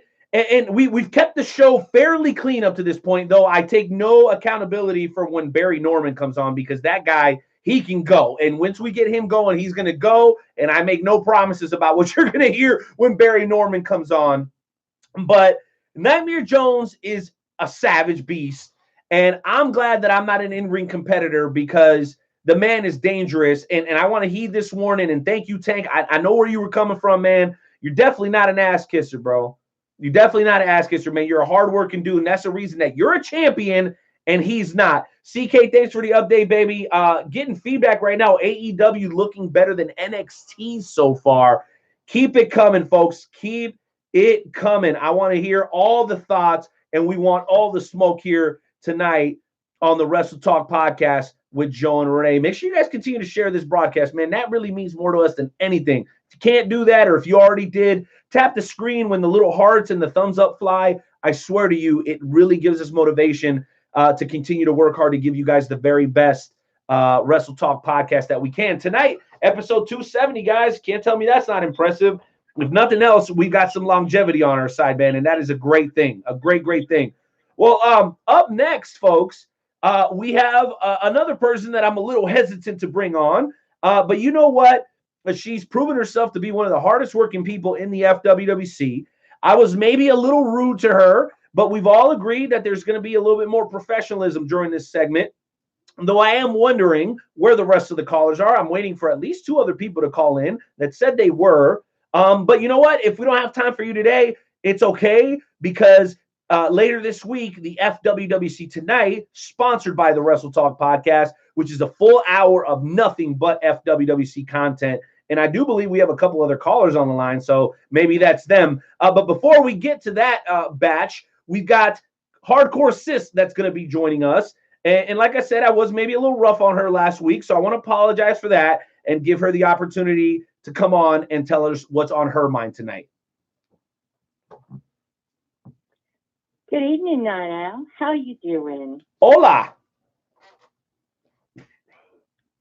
Great. Nice to talk with you tonight. You know, first off, I do want to say one thing, and that is that I do agree with Tank that the Wrestle Talk podcast mugs are some of the greatest mugs ever. You know, I have mine, and I love mine. I use mine all the time. And, you know, if you are a fan of the FWWC, you can even get your mug engraved with your favorite FWWC superstar's name if you'd like. My name is, mine's engraved. I have one of those. It's awesome. I got one. Look, I'm showing it to the camera right now. Tell me that's not cool. Mine's engraved. And it's great. And, you know, if you're a fan of, say, Hardcore Sis, and you wanted your mug to say Hardcore Sis, you can get that on your mug. Boom! Don't feel bad. You can do it. Easy peasy. Exactly. So feel free to order your mug, have your name put on it, have your kid's name put on it, or have your favorite FWWC superstar's name put on it. So that when you watch us wrestle, you can hold your mug up when we win and say, that's mine, that's my guy or my gal. It's awesome. And you really need to get your own if you don't have one. Now, I do want to say that at Crown Jewel, I have a match against DJZ. You know, I haven't really had the pleasure to wrestle DJZ, so you know, this is going to kind of be something new for me. This will be new competition. You know, I could really kind of bury him being that he is SOS. But I'm going to be nice. I know for Hardcore Sis lately that kind of seems a little out of place. But I'm going to be nice and say, good luck, DJs, because you're going to need it when you go up against the FWWC Women's Champion. There's a reason. I am a 2-time Hardcore Champion and a 2-time Women's Champion. So good luck tomorrow night. And, you know, good luck. That's all I can say, except bless your heart. Well, listen, Hardcore Sis, I got a quick question for you, and it's not FWWC related. Have you by any chance had the opportunity to catch any of the new NWA Power content on YouTube? Just a total side note. I've kind of seen a little bit of it, but, you know, nothing. I haven't really dwelled into it. Let me tell you something. I've been meaning to do, but let me tell you this. You need to go and watch episode 4 and look up James Storm. And I'm sure you already know who that is. I think James Storm is right up your alley. I think you would really enjoy him because I really enjoy him. But since you're that country girl from that West Virginia area, I know that you would particularly enjoy that. And you know how we do here on the Wrestle Talk podcast. It's all about spreading the love, introducing people to new wrestling. My buddy Caleb hit me up earlier. He's like, hey, I listened to the show. He's like, man, before I started listening to Wrestle Talk, all I ever watched was WWE. And now I watch a bunch of stuff on YouTube from the guests you've had on. Make sure you look that up, Hardcore Sis, because I think it'll be right up your alley. No, huge shout out to NWA Power. They're doing a fantastic job. I am actually a big fan of James Storm. You know, that song, that Sorry About Your Damn Luck. Yes! Is one of my favorites. Oh, it's so good. And I love his entrance music. That is like one of my favorite songs. I used to play. That's one of my ringtones on my phone, even still. Well, so did I hit the nail right on the head or what? Yes, you did. You really did. And by the way, the big looking nice these days, Night Owl. You're doing a good job with that. I'm trying to do my best James Storm impression. I'll tell you what. Well, Hardcore Sis, you know, as a champion, we definitely want to make sure that we give you the time you deserve. So do you have any final thoughts before we move on to our last caller of tonight's FWWC segment? Nothing much really, except to say that if anybody out there is listening, anybody in the Wrestle Talk podcast family, you know, listen, if you've ever really wanted to get into wrestling and just don't have the means to do it, check us out. Check out the FWWC. We're an awesome group of people, an awesome family, and not just La Familia as a family, but the FWWC. We're a family, and we are awesome. We're great, and it's a lot of fun to be in us. And if you haven't checked us out as a fan on the page, or if you haven't checked us out and tried to be one of our wrestlers, you really need to, because you're missing out on a whole lot of fun and a whole lot of excitement and some really great people to get to know. We have watch parties, you know, in Kansas City, and we just have a blast. And you would get to know some really great people. So come join us, because we always have room and open arms for new people. And so just come join us.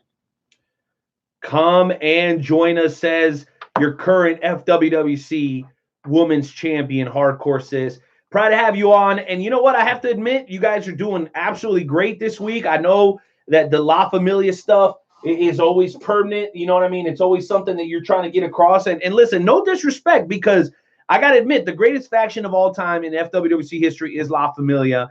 But we got to make room for other people. And that's really what my point was last week. I'm sorry if I hurt anybody's feelings or maybe went too far with my rant. But the bottom line is, this is more than just about La Familia. This is about the group as a whole. And I think Hardcore Sis did a great job of getting that across to the listeners. Well, folks, we got time for one more FWWC caller. We might have a mystery caller right after that. And then right after that, we're moving on to our second featured guest of the evening. That is famed WCW publicist and screenwriter, movie producer, and just all-around badass Barry Norman is going to be joining us here in just a matter of moments. So up next, we want to go ahead and bring on the one, the only, the former four-time FWWC Universal Champion, a man that resides in the jungle, the Battle Cat. Well, it's been so long. You know, after I threw up my content for what I just ate, bucket, like 30 minutes left in the hardcore sis, I can say I actually feel a little better now that she's not on the phone anymore. Okay, well, she's gone, Battle Cat. She's gone, and your time is now. The question is, man, what is on your mind, bro? What are you thinking tonight?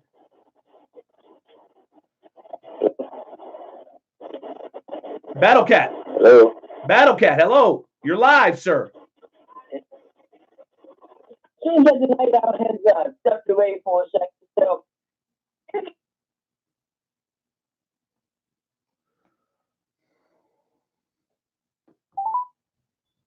Blog Talk Radio. Let's try to reestablish his connection, friends. Welcome to Blog Talk Radio. Please hold and you will be able to listen to the show.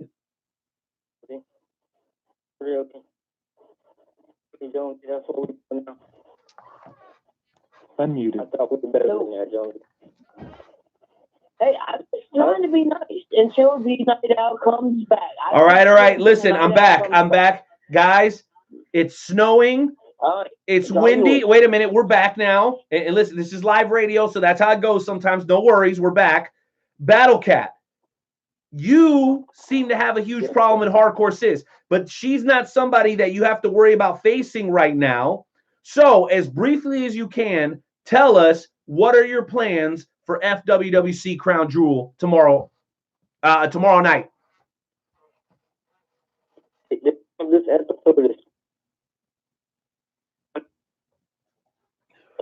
episode named Screwjob, and let me tell you why.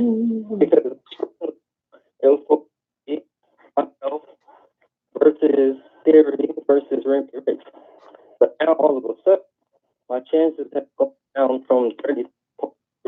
And yet, yes, to 25%. Because somehow Sabre Tank got himself added to the match. And I can tell you is that you ever play a game of Spades now? Yes, I have. Okay, thank you. Now, you're familiar that I know that Savior Saint has the GMA in his back pocket, and he can pull the little spade card anytime he wants to. And, you know, essentially, when you throw a spade in the game of spade, the spade wins, right? You follow me, right? I do. But let me tell you one thing. There's always a card can trump a spade. So while Savior Saint makes a spade, you just remind him of something. At the end of the game, the Joker always wins, bitch. And right now, you're looking at the Joker.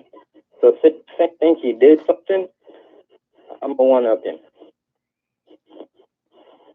Plain and simple. He can be paid all he wants to, but he just know that at the end of the day, I'm the Joker, and the Joker always wins. My goodness. Well, an amazing insight to the psyche of the Battle Cat. We apologize for the funky connection. You know, we've got all kinds of thunderstorms down on the Treasure Coast where Battle Cat is. And then we've got snowstorms up here in Kansas City. So we apologize for the choppiness. But nevertheless, I think Battle Cat is trying to make sure that everybody understands that one thing is rotten. There's a rotten apple in the bunch. And he believes that Marcus Mayhem and Saint are in cahoots against him.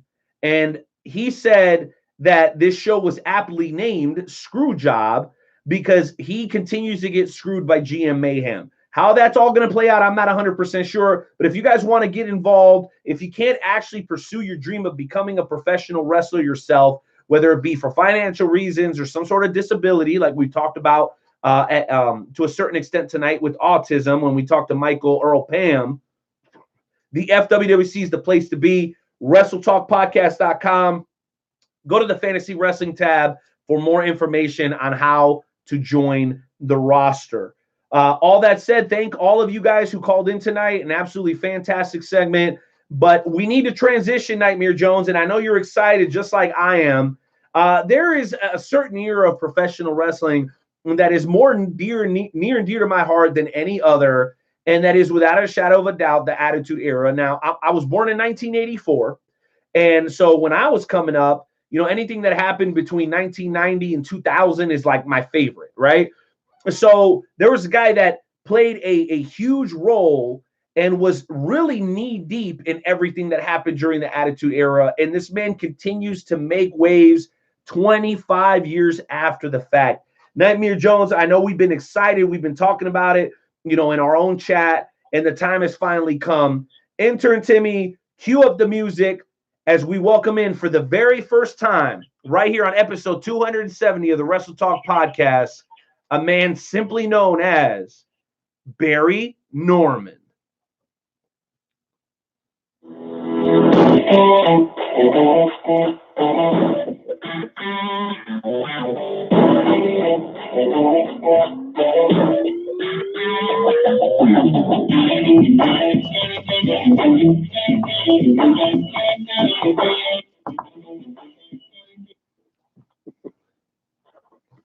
What's up, sir?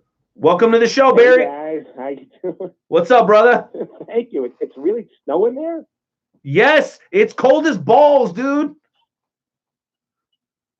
Well, that is Kansas, but I didn't think it was snowing already.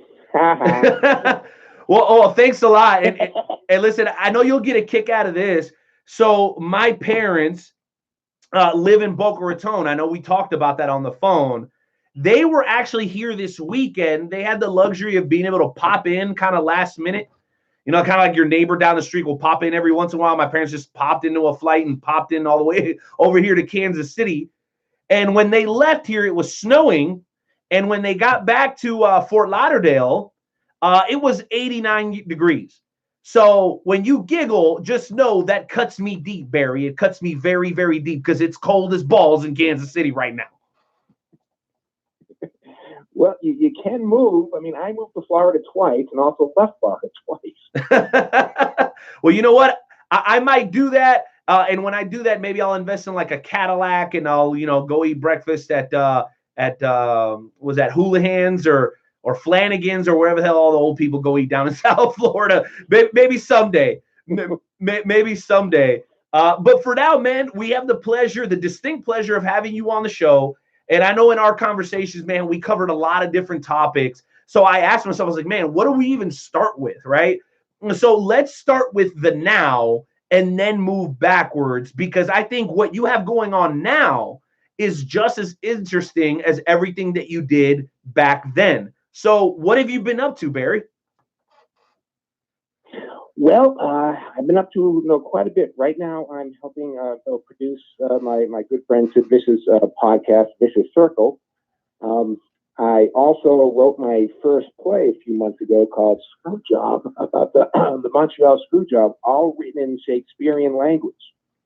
So those are the two things I'm doing. And I'm also writing Sid's autobiography called Poetry in the Sand. So just like the mafia, every time I try to get out of wrestling, it pulls me back in. That's so good. Well, listen, I want to touch on the play first, because SE Scoops even picked that up, which is a fairly well-known wrestling media outlet these days. They said that when you wrote it, you used alternative names for the characters represented in the Shakespearean version of the Montreal Screwjob. Can you give us a little bit of insight as to what names you maybe adjusted to adapt to the play? Well, God, I'm trying to remember. I'm so old now, I forget things that I wrote. I remember the main character I named Hombre, which is Bret Hart's character. All right. And what were some of the other characters? Well, you had Vince McMahon. Oh my God. What? Well, I know you had Vince McMahon as part of the screenplay. Do you remember what nickname you gave him? I can't remember. I can't believe I can't remember. I only wrote this a few months ago. This shows how bad my memory. I can't remember something I wrote myself. What do you mean? I can't remember what I called. You mean you don't have the script sitting in front of you right now? You got to be kidding me right now. I don't. I have my computer, which I shut down.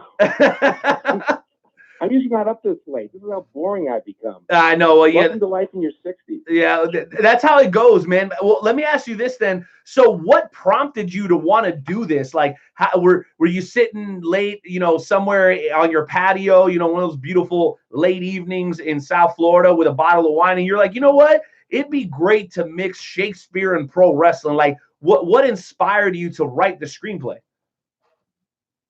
Oh God, that is such a better story than the actual story. It was basically a combination of two things. Sid and I, we talked virtually every day about the podcast that we hadn't yet started producing, and about the book. And of course, Viceland, which is his favorite channel, was having that that series. What was it called? Wrestling in the Dark, about all like the really horrible stories that happened in pro wrestling. And the Montreal Screwjob was one of them. So I don't know why, it just got me to thinking about it. And I think I also read this magazine article recently before I wrote it that said that if Shakespeare was alive today, he'd be writing for professional wrestling because there's so many similarities into a Shakespearean play and what professional wrestling is. So then it got me to thinking, and then I started thinking about the Montreal Screwjob, and all of a sudden I said, oh my God, that is actually the most representative thing that Shakespeare could ever possibly have been involved with, if he had been involved with it. You have possibly double cross, double crosses, secret double probation double cross. You have a person who's running over a kingdom, right? A fiefdom. You have people trying to stab him in the back. He's trying to stab everyone back. Said, oh my God, this is as Shakespearean as it gets. And the whole idea is that nobody really knows exactly what happened. Was it this? Was it that? Is also Shakespearean. So I just started, reading old Shakespearean plays to try to get myself in the language, and it just started coming to me. I just started writing out as if trying to give both sides equal script. I mean, what really happened there, but actually going right along what actually did happen. But because Shakespearean plays has a lot of monologues and things like that, so everyone has these very, very long monologues about trying to convey their thought process. And it's the idea that that everyone is trying to figure out exactly what to do in this horrible situation. So it just kind of came out, and it's really, really difficult. So I kept on going back to old Shakespearean. Oh, that's kind of redundant. Of course, they were old. He wrote them in the 1600s to try to get the language down, and it just seemed to fit. So I just kept on writing it, and there you have it. I've written 2 books. So it's not like I'm not a writer, but I've never written a play before, and I certainly never wrote anything in Shakespearean language, and that's what came out. So I just called an old friend of mine, Mike Mooneyham. He used to do the wrestling column in the Charleston Post-Gazette, and he did a story on it. And then I guess it was picked up by S.E. Scoop, which I never heard of before until you brought it up. And so I checked that up, and it says, yep, there it is. So 2 sources picked up the story. I'm still trying to pitch it to various productions, various play producers, and see if someone wants to actually do this. There's been some interest, but nothing yet. But that's how that came about. But I like your story about Boca Raton and women and drinking a lot better than mine. That sounds more glamorous, doesn't it? well, listen, and I wanted to bring a lot more. I wanted to make sure that I could at least give a couple of examples. So I went ahead and pulled the story from SEScoops.com. That's SEScoops.com. And I'm going to go ahead and read a couple just short sentences here. It says, characters slightly altered. Characters in the play are based on real-life players involved in the Montreal Screwjob. Their names are changed in the play, however. The McMahon family is renamed McNugget, with family members Vic, Sophia, and Shame. That's Shame with an M. And with a court jester character named the Dunk the Fool, as it is based on the actual Montreal Screwjob. You know how the 2 camps feel, but it paints a more Shakespearean picture of who is actually right. The promoter, who is named Hombre, which you already told us that, and now wants him to do something in the interest of the promotion, or Hombre, who while grateful feels his years of hard work can't allow his character to lose in the suggested manner.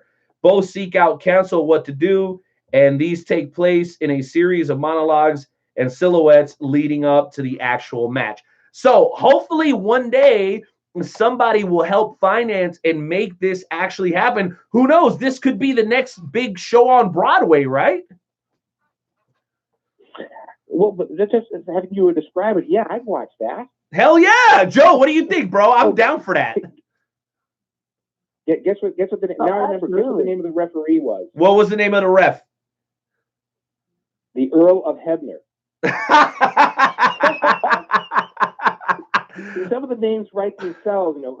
One of the writers that they asked to write the Screwjob. His name was Cornet because that was an actual musical instrument back there. So some of the names are just too perfect. So how about this line? How about Hombre screweth Hombre? I can't get enough of this. This is gold. Nightmare Jones, my cohort, my partner, my Luigi to Mario, or Mario to Luigi, depending on what day it is. Why don't you jump in here with Barry, man? I know you got a series of questions that you're chomping on the bit to get out. Hit me. Hope I can remember what I did. I'm not doing so good with something I just wrote a few months ago. I do. I do. So looking through your bio that we have, the information that we have, I see that at one point in your career you were hired by WCW. What was it like to work for WCW? It was really a roller coaster ride. I mean, the highs were fantastic. I was the public relations manager, and the good thing was no one really knew what a public relations manager for professional wrestling did or was supposed to do. So I was able to just figure out things, to go along. So I got people, parts in TV shows and films. I got them on Family Feud. I got, Penn Jillette of Penn and Teller to write an article in PC Computing magazine. And then there was the lows. I absolutely did not get along at all with Ole Anderson or Dusty Rhodes. I mean, part of it I can understand. I didn't come from a wrestling background. It wasn't like I worked for the NWA or Georgia Championship Wrestling or any other promotion. I was 32, when I was hired. I wore a suit, which they hated. So they had no idea. And all of a sudden I had an office, next to all of theirs. And so those guys, they absolutely despised me, and I ended up, hating them as much right back. And some of the guys could be difficult, but a lot of them I found a lot of fun working with. So overall, it was a great experience because I was able to do things and meet people that I never would have thought I had a chance of meeting. I actually, talked to Vincent Price on the phone once when they asked me to, see if I can get a replacement for Elvira, who's always doing the promotions for Halloween Havoc pay-per-views. And it was like, how do I get a hold of Vincent Price? And I actually had a pretty good Rolodex, and I got through to his manager. And then one day I get a call at my office, and a voice just can't remember. Hello, is this Kathy Norman? This is Price. He freaking calls me back, and then he starts apologizing profusely that he wouldn't be able to do the promotions because of his health and how sorry he was. And it was so sad to hear this, iconic, voice that you can't possibly mistake, apologizing to me because he can't do a promo for our freaking pay-per-view. So it was a very, very cool experience in a lot of ways. Like I said, a lot of it was not so pleasant, but I loved it overall because I had a lot of freedom to be creative, figure out how to do things, figure out how to pitch media. And so it was an amazing experience. It had, like anything else, had some serious downsides, but overall I really, really loved doing it. Absolutely. It sounds like a great experience. Now, not only have you been in the professional wrestling business, but you have over 25 years in the film industry as a filmmaker. Can you tell us a little bit about your filmmaking experience that you had? Sure. Well, I've made 6 films, 5 features and 1 short film. The 4 of the features I made with a guy who actually wrote a very, very famous book called Feature Filmmaking at Used Car Prices. That's the book that some famous directors like Kevin Smith, who did Clerks, that's the book he picked up and decided that that's how he's going to make Clerks. And Vin Diesel, actually, his mother gave him the book as a present, and he calls that one of his biggest influences. So when I decided to become a filmmaker, I bought that book, tracked down Rick Schmitz and called him, and we ended up making our first film together. Now, the way he makes films, which I love making films this way now, and hopefully I'm planning on making one next year with Sid Vicious and Eddie Deason. Eddie played Eugene in the film Grease, and he was also in War Games, and he was the voice of Mr. Know-It-All in the Polar Express. Oh, hell yeah. So anyway, I started making films in 1995. My most famous film is actually the only short I made, and it's one of the most pirated films ever. And the reason it got pirated is my main star was Mick Foley, but he's not the reason it's been pirated all over the place. I cast a very, very young actress based out of Atlanta who's now a big star in the TV show The Walking Dead. So once people started finding that, here's the actor that plays Carol in The Walking Dead, that she did a long time ago, and she was young and with blonde hair. So it started getting pirated through the internet, and it's been seen everywhere. And every now and again, when I'm bored, I would Google it. The film was called Deadbeats, and I'll find a whole bunch of new websites dedicated to it. So it was strange because I made a total of $2.43 on it, and the distributor the distributor actually spelled my name wrong on the check, so I've never cashed it. But it's been seen and reviewed everywhere. It's been reviewed, by South Korean reviewers and German reviewers, and some loved it and some hate it. So that was my most famous film, and I thought I was going to get somewhere because Mick was in it, and this was just before he went to the WWF, from WCW. But it was all because of Melissa McBride. And so in addition to the films that I've made, I also founded 2 film festivals in Georgia. So I actually, up until July, I actually owned my own movie theater for the last 9 years in a little town in Maine. So I've been heavily involved in film for the last 25 years. And I said, hopefully I'm going to be making another one of those films, 5 days, no script, with Sid Vicious and Eddie Deason, because just if you put those two together, Eddie basically invented the nerd character in film. put those two together for a film with no script for 5 days, and it's going to be very, very odd. So that's the next project I'm trying to do. Wow, that is absolutely amazing. You know, and it's funny how some of the smallest movies can be, you know, so insanely popular. You know, look at the Paranormal Activity movie. It literally cost them, like, I think it was like $5,000 to make, and it made like over millions of dollars.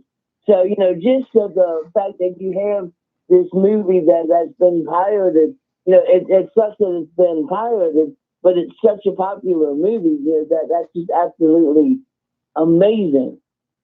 Well, it actually has a couple of other weird stories behind it. I only had Mick for 3 days. I actually wrote the film as a full-length feature. I only had Mick for 3 days. I didn't really have enough money to make it a full-length feature, so I only made it a 30-minute short. And so that's when I started standing around at different studios, and Screen Gems, which has been a movie studio and a TV studio for years. I mean, they produced the Three Stooges shorts. They produced the TV show Bewitched. They at the time when I sent this film to them, they were trying to get back into doing film again. So they fly me up to New York, and I have a meeting with the president of the company. And the first thing he says is how much he loved Deadbeats, and then he starts recasting it for the feature. And he says he sees Mickey Rourke in the lead. Now this is years before Mickey Rourke actually starred in the film The Wrestler. So that was pretty interesting that he saw the part that Mick did and saw Mickey Rourke in it. So I'm thinking, oh God, they're actually going to make this film. They're going to remake it. They're already casting in their mind. They never did, but what they ended up doing was they ended up building a brand new movie studio in North Carolina, and I was considered to be the first president of the studio. They said they really saw me and possibly in that role, and I actually lost out to Frank Capra Jr., the son of Frank Capra, the famous director that did movies like It's a Wonderful Life. Holy shit! So Deadbeats. I mean, the movie did get me this interview in New York with the studio, and then it almost got me a job as heading up to a brand new studio. So it's had a weird life for me. I mean, like I said, it's still out there. I know every bill collection agency because that's what the movie's about. The worst job I ever had was being a bill collector for 1 month. That's what I made the movie about. And every bill collection agency in the country has also seen it because how many movies are made about bill collectors? So it's been like I said, it's been a weird ride since I made it in '95 as far as everything that it's done. The fact that seeing this this other life now that I'm not making any money upon, but people at least have seen it. So who knows what'll happen with it going forward. Absolutely. What an amazing story. Renee, why don't you come in here with whatever questions that you have left, sir? No doubt. Thank you for those great round of questions, Joe. Barry, I want to jump right into it because there was a guy that you mentioned that I have dubbed personally, just me, the most believable heel in the history of professional wrestling. And that is a man that is a close personal friend of yours. And I'm talking about Sid. Most people will know him as Psycho Sid. Can you talk to us a little bit about your relationship with him and why you guys have the connection that you have? Well, obviously we met when I was at WCW, as the publicist, and of course, as he was one of the biggest stars at the time, I had to get to know him so I could try to, get media to talk with him, get him to do things for us. And he was extremely aloof. Once again, when he first knew me, when I first started with the company and I didn't develop my Rolodex, the first thing I did was whenever we had a house show in some small town, I would try to get local media and to talk with one of the guys. Either they'd have to call in like 5 in the morning or 6 in the morning for a radio show from, early morning drive time, or some local paper would interview him. And none of them wanted to do that crap. So whenever they saw me coming, a lot of them would just run the other way. Until I developed the Rolodex, the next time I saw me, it might be getting him on MTV or something like that. So Sid was avoiding me like the plague, and I asked around, how do I get him to even talk to me? And someone just said, just mention softball too. So I actually, I met up with them at a time when Fire was doing those promos, for Halloween Havoc. And I went to him, hey, Sid, and I said, I hear you like softball. He goes, yeah. He goes, CNN has a team. He says, you work for the broadcasting. I said, you can play with us. He goes, all right, cool. So he actually did. He played one game for us. He went 5 for 5. He hit 5 home runs, which is interesting because they had a 4 home run limit. And the reason he was able to get the 5th home run is he hit a ball so hard that it took the center fielder's glove right off over the fence. So after we played softball, even though that was the only game we played together, we became friends and we actually started hanging out. You know, we thought we'd go over to his house and his wife's house, and we'd go out to dinner, things like that. And I just got to know him a little bit, outside of what he's like in the ring, which is completely different. He's not that guy at all. He's very, very intelligent. He has a lot of interest besides just softball.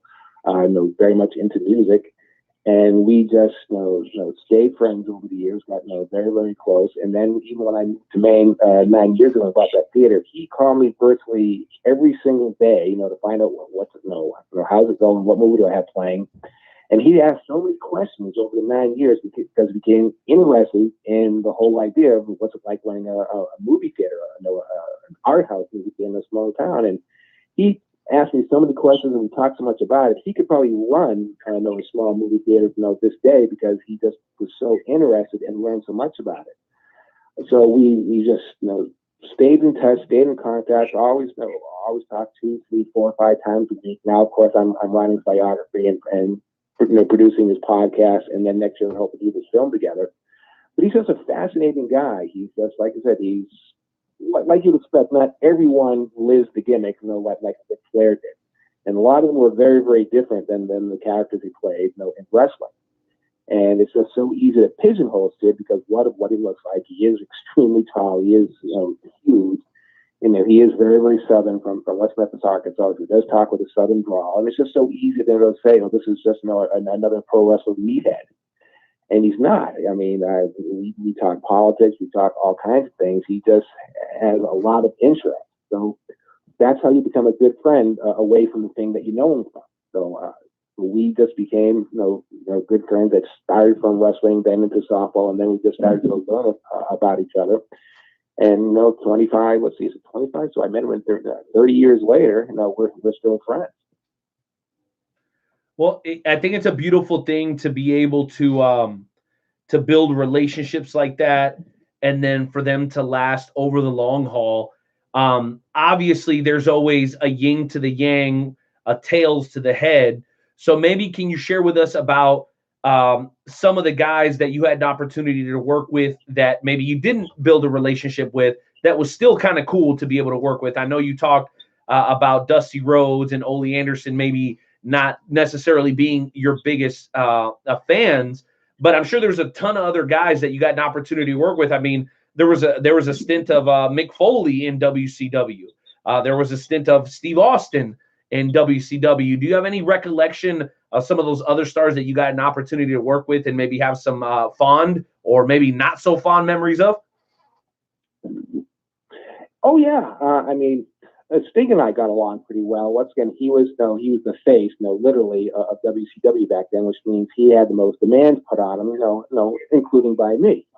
But he soon saw that a lot of the things I was doing, that even if they seemed like a pain in the ass, were helpful towards the company, and he was very much a company man. And then I got him some cool stuff like a part on a TV show called Super Force, which is like a RoboCop ripoff. So he was cool to work with. Another guy I actually really had no problems with and enjoyed working with was Brian Pillman. He never complained. Anytime I asked him to do something, you're going to call this radio station at 5 a.m. Okay, you're going to do this photo shoot for Tiger Beat magazine. Okay. So once again, I had no idea that he was this totally other person, that he was this completely psychotic. I mean, I heard stories from the other guys about him that just, will curl your hair. But with me, he was extremely nice, very, very, very cooperative. So I got along with him extremely well. The Scott brothers were also interesting. I got along really, really well with Rick. Scott was kind of a meathead.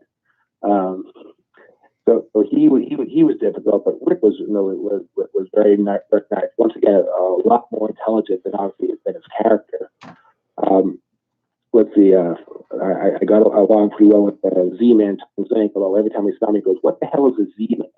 He didn't understand what that was. Brad Armstrong. Yeah, I said, well, I guess if you would have been in a college frat, that people always give you some stupid nickname based on your name. Hey, Z-Man. So he never quite caught that. So that's what he always used to ask you that what that means. The Road Warriors, I used to always piss them off in a fun way. Just before they have to go out to wrestle, I would start talking like Cliff Clavin, from the TV show Taxi.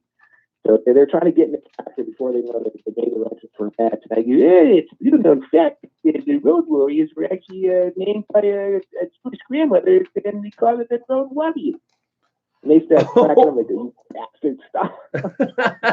So they were pretty cool. Let's see, George Gonzalez and Al Higante, the Argentinian basketball player who was 7'7", drafted by the Atlanta Hawks, and then they found that he had bad knees and wanted to shoot three-pointers, so that's they sent him over to WCW. And I got him a huge article in National Enquirer. So, and they sent me the article because they quoted me with all kinds of silly lies just to make sure I could sign off on it. So my sister was most proud of all the things I did. There's a little baby brother was actually mentioned a few times in a National Enquirer article. Let's see. Mike Rotunda, I got along really, really well with. His gimmick was doing that computerized wrestling in the 90s, with Terry Boatwright, who later married, that's become Terry Runnels.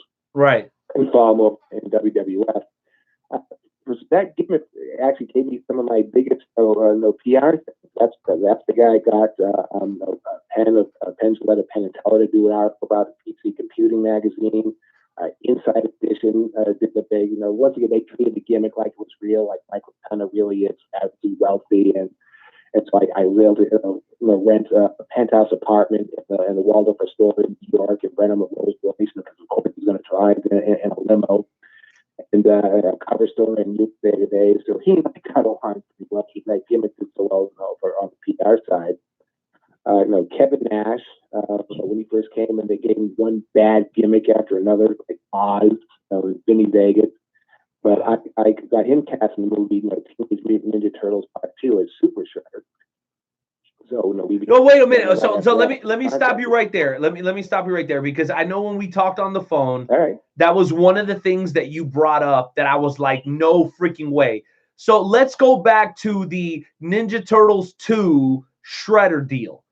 I did not know this. So can you repeat that for the listeners of the Wrestle Talk podcast? Who was Super Shredder in that movie? And then I know you also said to me that there was a professional wrestler under the hood with the Bebop and Rocksteady gimmick as well, which were two minions.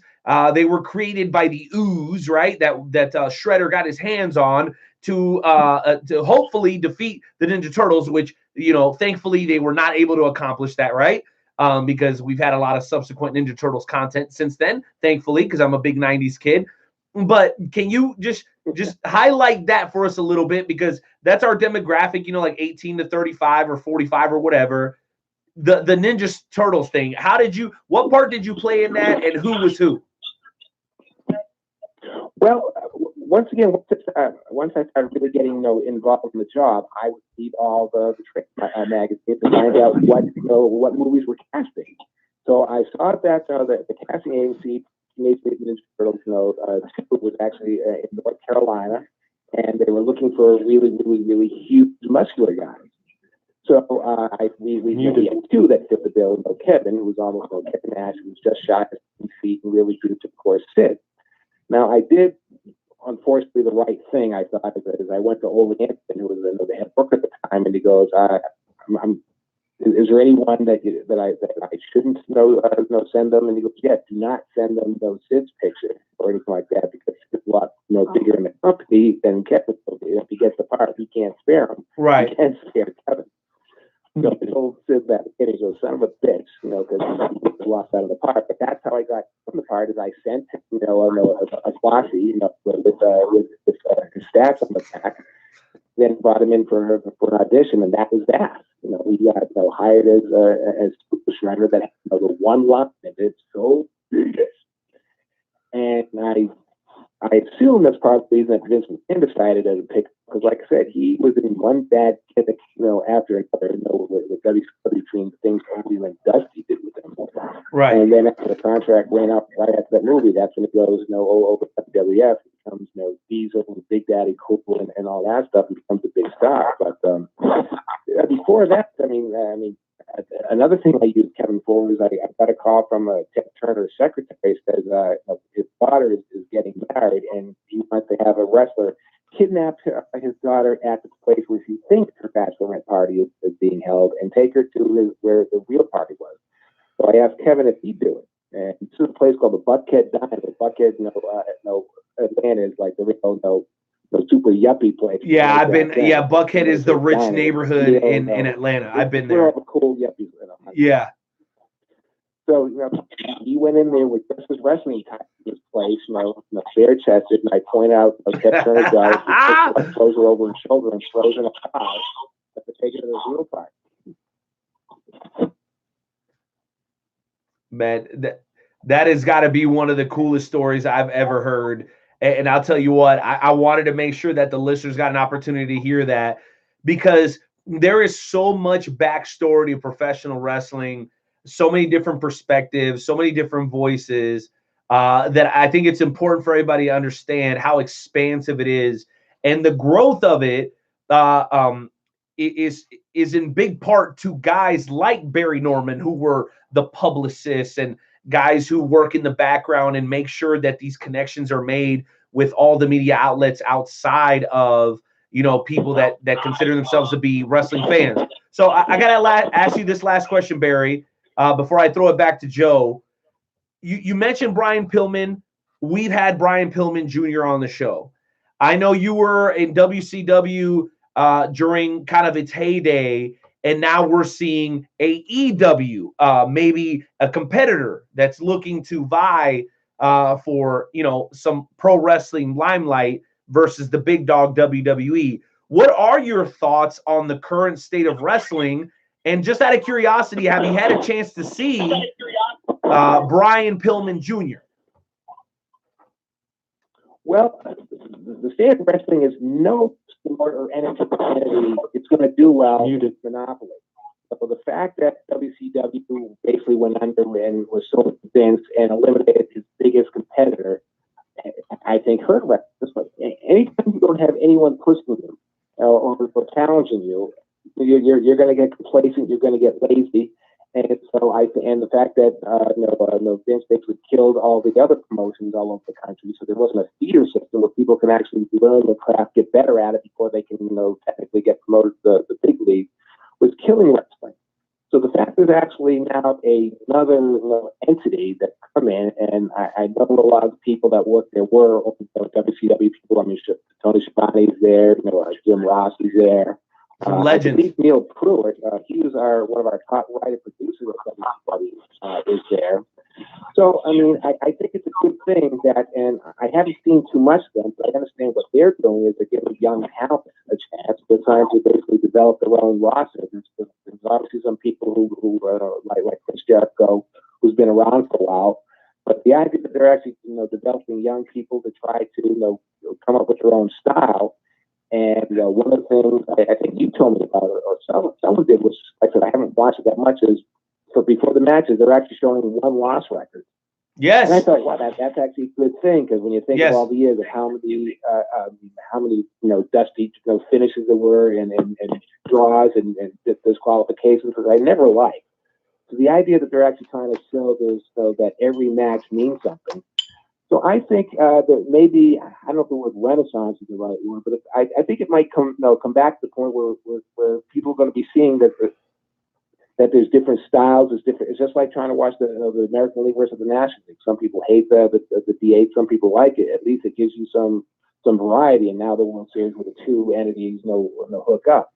So I think it's a really, really good thing that there's another promotion that's gotten a good TV contract with TNT. I understand a lot of their first pay-per-views have sold out. They're obviously in smaller venues, but it's a good thing. You have to have a competition and like I say, and it's going to be good for people vying to for a spot, because now there's another promotion that they can aspire to and then get national exposure and do well in. So hopefully it's going to be making a comeback. I mean, it was obviously huge in the 90s when WCW and WWF were competing heavily in the Monday Night Wars. And WCW was kicking their butt for months, and then all of a sudden, Vince comes back. That's healthy. When also you have choices and you can see a difference if there's one style that you like better than the other, and it makes the other have to think more and really think of storylines and angles and really think of a production. So it's just better when you have competition. So like I said, I haven't been watching it that much, but I'm starting to pay attention because I hear other people talking about it. At where I live here, I saw a guy the other day with an All Elite Wrestling hat, and I asked him about it. And I told him I used to work for WCW, and he goes, "Oh my God, I love." Yeah, I would have lost my mind too. That would have been awesome. All wrestling and why he likes it and why he thinks it's. In some ways, it's a throwback. In some ways, it's doing some new stuff. So I think that's good. That there's and some other people said they think Ring of Honor is decent. So hopefully, some new promotions are going to make it more interesting because it's going to give people new ideas, give some new blood a chance, not only in the ring but stuff like what I did with behind the scenes people to really try to figure out how to make this thing work. So I think things are. I mean, you guys know better than me. I mean, what do you think? Do you think it's things are looking better? It's becoming more interesting again. Well, listen. I know Joe's got a final question. Absolutely. Joe, I if would you give me a quick second. AEW is very, very, very similar to what WCW was. So that's why I think that a lot of people like it because a lot of people see WCW in AEW. I mean, it's on TNT, so it's they see a lot of similarities. I just have one more question before we go to the Wrestle Talk Podcast Game Show Challenge.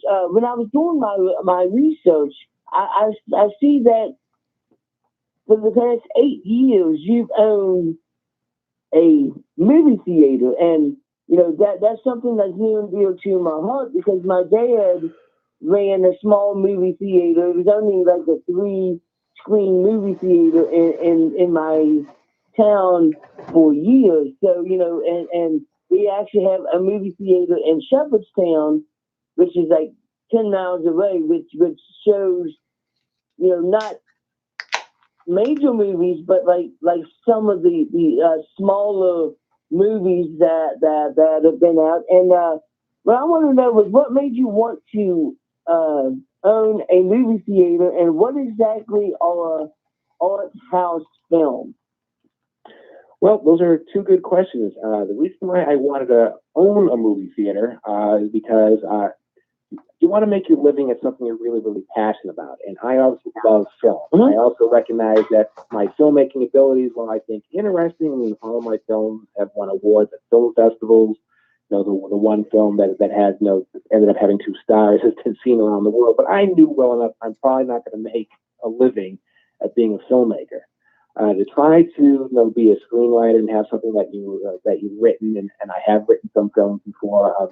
The closest I ever got was a film that got a very, very nice rejection letter from Spike Lee. I just knew myself enough that I can't count on making a living at that. So how can I be involved in film and actually have this be what I'm making money from?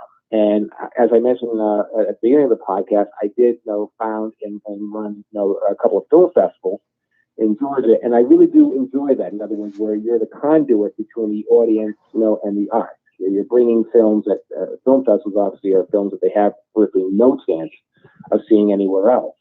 But so I was looking around for all over the country for movie theaters, and I was literally looking for my favorite theaters are the Art Deco, the ones that were designed, and built in the 30s and 40s. I just love the way the marquees, and of course the chandeliers and the lobbies. And there were a bunch of those for sale all over the country. Almost all of them were dark, meaning they went out of business, and that's why their price wasn't too high. But it means moving to another state and trying to do a turnaround, taking a business that's out of business and thinking I'm going to change it. And then I found this little single screen. You mentioned the one that your dad ran was 3 screens. I'm jealous because the one thing I did know is that don't want only one screen because that limits. You only have one movie at a time, and if that movie doesn't do well, you're not doing well. But I found this in Brunswick, Maine, which isn't too far from Boston, where I'm from and where I was living at the time. So I bought that, and it's an art house. An art house basically means it's getting the, they say independent films, but that's not really correct, because any film that's in a theater is pretty much financed by a studio. So it may not have a $500 million budget like Avengers. It might only have $2 million or $5 million, but they call those indie films. The correct name is actually art house. Those are the ones that win all the Oscars and have, has the real classic actor. I mean, not necessarily. I mean, a film that I had a few years ago, Manchester by the Sea. Casey Affleck won the Oscar for that. That's considered an art house film. Films that are out now, there's Downton Abbey, which was a movie based on the long-running TV show on PBS.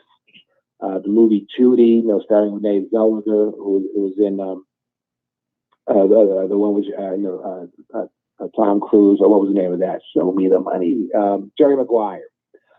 She's in a movie called Judy, which is about the last year of Judy Garland's life. So art house, for lack of a better term, is not the big budgets, comic book films or movies like It or anything like that. The smaller films that the ones that usually win an Oscar time and usually have an older audience that likes them. My audience was mostly senior women. So any movie that had certain actresses like Meryl Streep or Helen Mirren or Maggie Smith or Judi Dench, they would go see in droves. And they're the ones that become very, very appreciative, because most of the films are in the multiplex, are, the Avengers or things like that, movies they have no interest in seeing. So you have a very, very dedicated audience that actually sometimes give me a hug after a film. Thank you for being here. We love this movie. Or it was a sad movie. I would be standing outside the door. They come out with a box of tissues. and you become like you really become well known in the community, because it's a small town. Brunswick is only 30,000 people. You're the local movie theater guy. So even people that didn't know my name, when they would see me walking my dog up and down Main Street, hey, it's the movie guy and the movie dog. So you become this minor celebrity, and that's not why I did it. I did it because I love film, and I just love watching people coming to, instead of streaming it on their phone or their computer, actually going out, coming to see to a movie theater, and then showing how appreciative that they got a chance to see something like that. So that's why I bought it. And unfortunately, the main reason I sold it was this movie theater was shoehorned in a very, very odd place, in a very odd mall. And where my office was, the ceilings were only 5'5" and I'm 6'5" where I was. My back has actually contracted 2 inches in the 9 years I bought it. I had severe neck and back and hip and knee problems from bending over for 9 years. So I had to sell it for health reasons. But that's why I bought it. I wanted to be involved in film and didn't trust my ability as a filmmaker to make that happen. So that's what I did. And like I said, I love being the guy in between the art and the audience, because then it's just fun to see people appreciative of things like that. So that's what I did, and that's why I did it.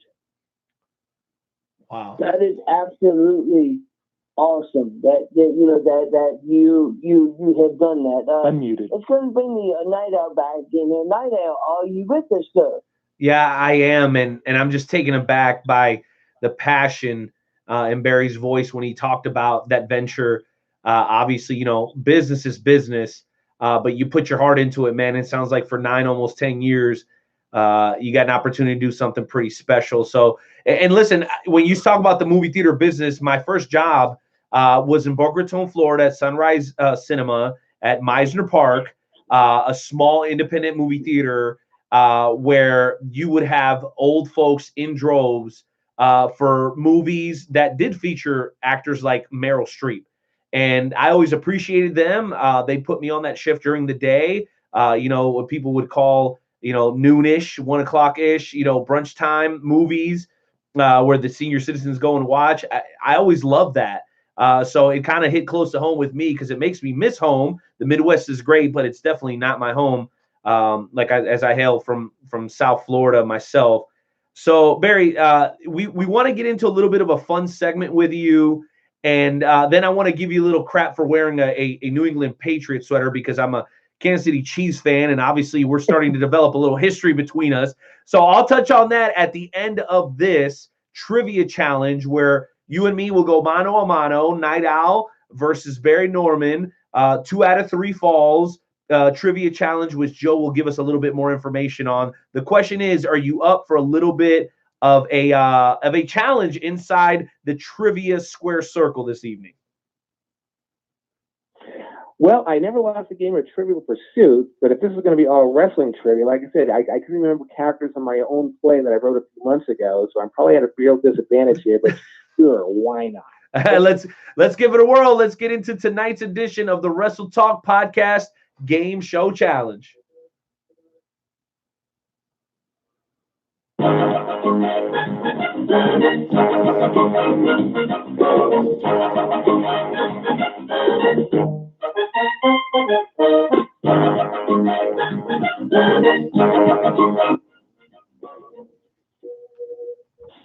All right, ladies and gentlemen, welcome to this week's installment of the world famous Wrestle Talk Podcast Game Show Challenge. Tonight's contest is scheduled for the best out of 2-3 falls. All contestants are the Night Owl, Renee Martinez, and Barry Norman. In honor of tonight's guest, our Wrestle Talk Podcast Game Show Challenge category is titled At the Movies. I will give you background information on 3 movies based on professional wrestling. When you think you know who I'm talking about, what movie I'm talking about, just shout out your answer. The first person to win tonight, to win 2 falls, will win tonight's contest. So, for example, if I said, this professional wrestling movie was released this year, it chronicled the life of WWE competitor Paige, her professional wrestling family, and her journey to make it into the WWE. What movie would I be talking about? Fighting for something. Fighting the Paige movie. Fighting for something. Fighting for my life. Fighting for what was that? I don't know. The movie about Paige. I have no idea. You just try. I'll just take a guess. No, fighting. No. Fight for Fighting. No, that's the name of a band. We're both so close, bro. I don't know. It's fighting for something. Really, really close. It is fighting with, and then it's my, and then it's about her. Fighting with my family. Fighting with my family. Fighting with my family. It's correct. Yes. Oh, man. Yeah, buddy. Luke Roberts made this thing really. So Renee would have gotten a point. So do you both understand the premise of the Wrestle Talk Podcast Game Show Challenge? I'll give you a couple of clues, and you guys just shout out your answers. Barry, are you ready? Well, yeah. Let's go, baby. Renee, the Night Owl, are you ready, sir? Vámonos. All right. Question number 1. This movie was released in 2008, and it featured Mickey Rourke as a long-time wrestling, aging professional. The wrestler is correct. I believe I heard Renee say it first. He got so it. How about for a bonus point? Yeah. What was Mickey Rourke's character's name in the movie? What was his wrestling gimmick's name? Renee? I don't agree to this bonus point thing. I'm not buying into it. We got 2 more questions. I know. Hey, listen, I know a Jewish guy. Hey, listen, I know a Jewish guy when I'm talking to one. I'm not letting you take this dive from me, big guy. No way, no chance. You know what? I'm not answering that question. I'm not doing it. Okay, then I won't tell you that it was the Ram. Oops. Oh, man, you're killing me right now. That's garbage. You take his shots now, Barry. You take his shots. Cheap shots. Question number 2. This wrestling movie was released in the year 2000. It was based on 2 wrestling fans played by David Arquette and Scott Kane. When WCW Monday Night Show comes, Ready to Rumble is correct. That's one of my favorite movies. So I'm glad that you know this movie. I never seen it. The Night Owl has won. I never seen it. Wow. You need to say it. Barry Norman has one. So we are down to the third question. And this is another one of my favorite wrestling movies that I watched when I was a little kid. So this wrestling movie was released in 1989. And in this movie, the main character is played by Hulk Hogan. Tropic Thunder. He battles He battles the Battle of the Tough Guys champion Zeus. This movie also led to a SummerSlam match between these two men in tag team action. I know you're talking about Debo. I know the movie. It was Debo versus Hulk Hogan, bro. I can't remember the name. Oh, I'm dying. It was Debo from Friday, bro. Zeus was played by Tiny Lister. Yes, it was Tiny. What the hell is it? It's not Tropic Thunder. Are you sure? No, Tropic Thunder was his TV show. You're right. Yeah, it was when he. No. I'll give you two words that are in the title. No holds. No holds barred. Yes. No. Ding, ding, ding, ding, ding, ding, ding. Oh, dang it. No holds barred. I suck. The Wrestle Talk Podcast Game Show Challenge. So because of that, here is your victory music. Victory music.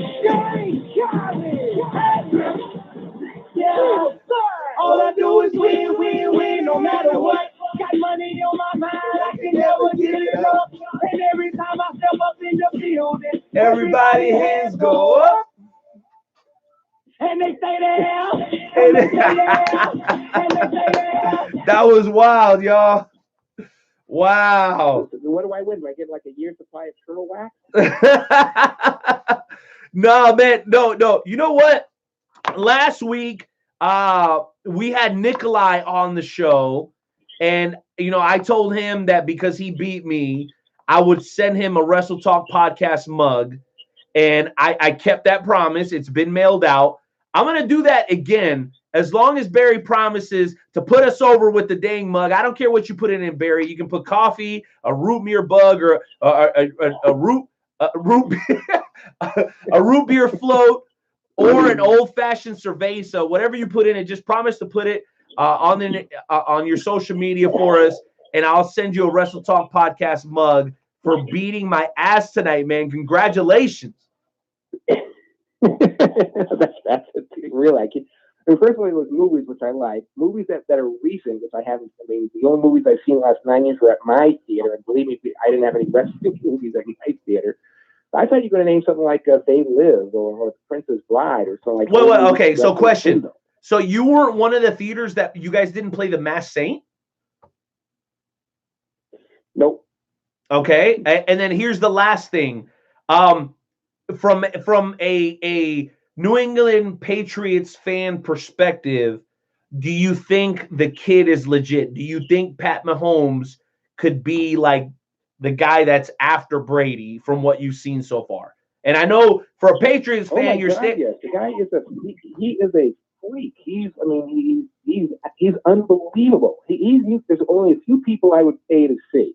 Lamar Jackson and Pat Mahomes. He is absolutely incredible. I love watching him play.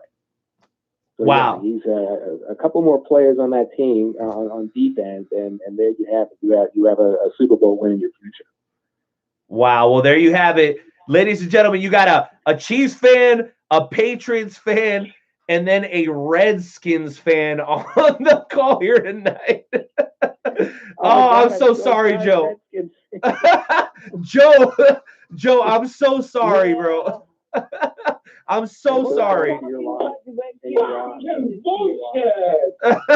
not talking about the Redskins season. It's okay. We beat the Dolphins, so that's okay. Hey, your Nationals are winning. Yeah, the Natties are winning. That's for sure. No, I think Joe just needs to become a Ravens fan and get over it because the Redskins are always going to be trash. Oh, that'll never happen. I'll never be a Ravens fan. No, that's good because they're going to lose this Sunday to the Patriots. Wow, got him. That's so awesome. I love it. Well, listen, guys, we are officially to the conclusion of episode 270 of the Wrestle Talk podcast. Barry, all I got to say is this, man. From the moment we had an opportunity to speak to each other, a mutual friend of ours, a publicist, Steve, out in good old-fashioned LA, linked us up.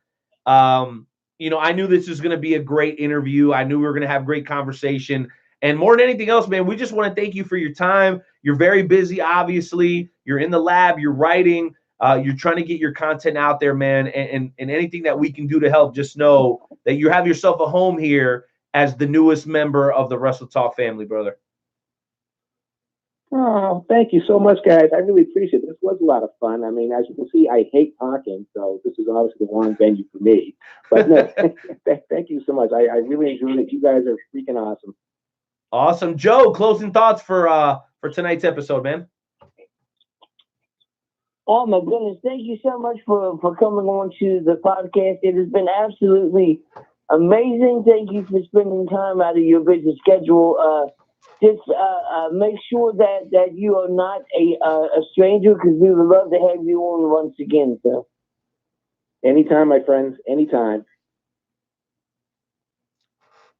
Ladies and gentlemen, that concludes episode 270 of the Wrestle Talk podcast. That was Nightmare Jones, Barry Norman, Michael Earl Pam, doing the very best that we can to show respect and love for the sport that we love, professional wrestling. We'll catch you guys next week, 24/7, all the time at WrestleTalkPodcast.com.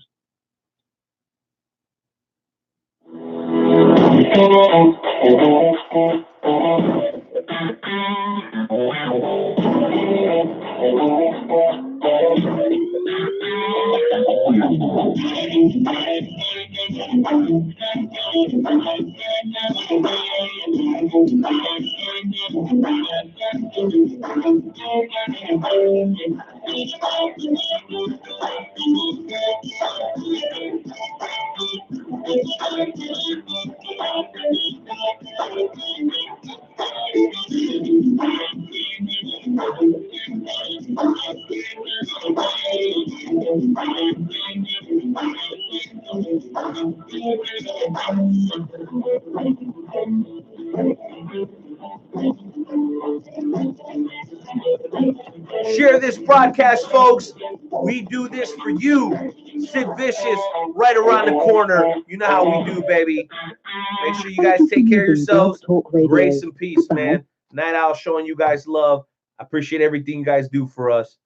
It really, really means the world. Adios.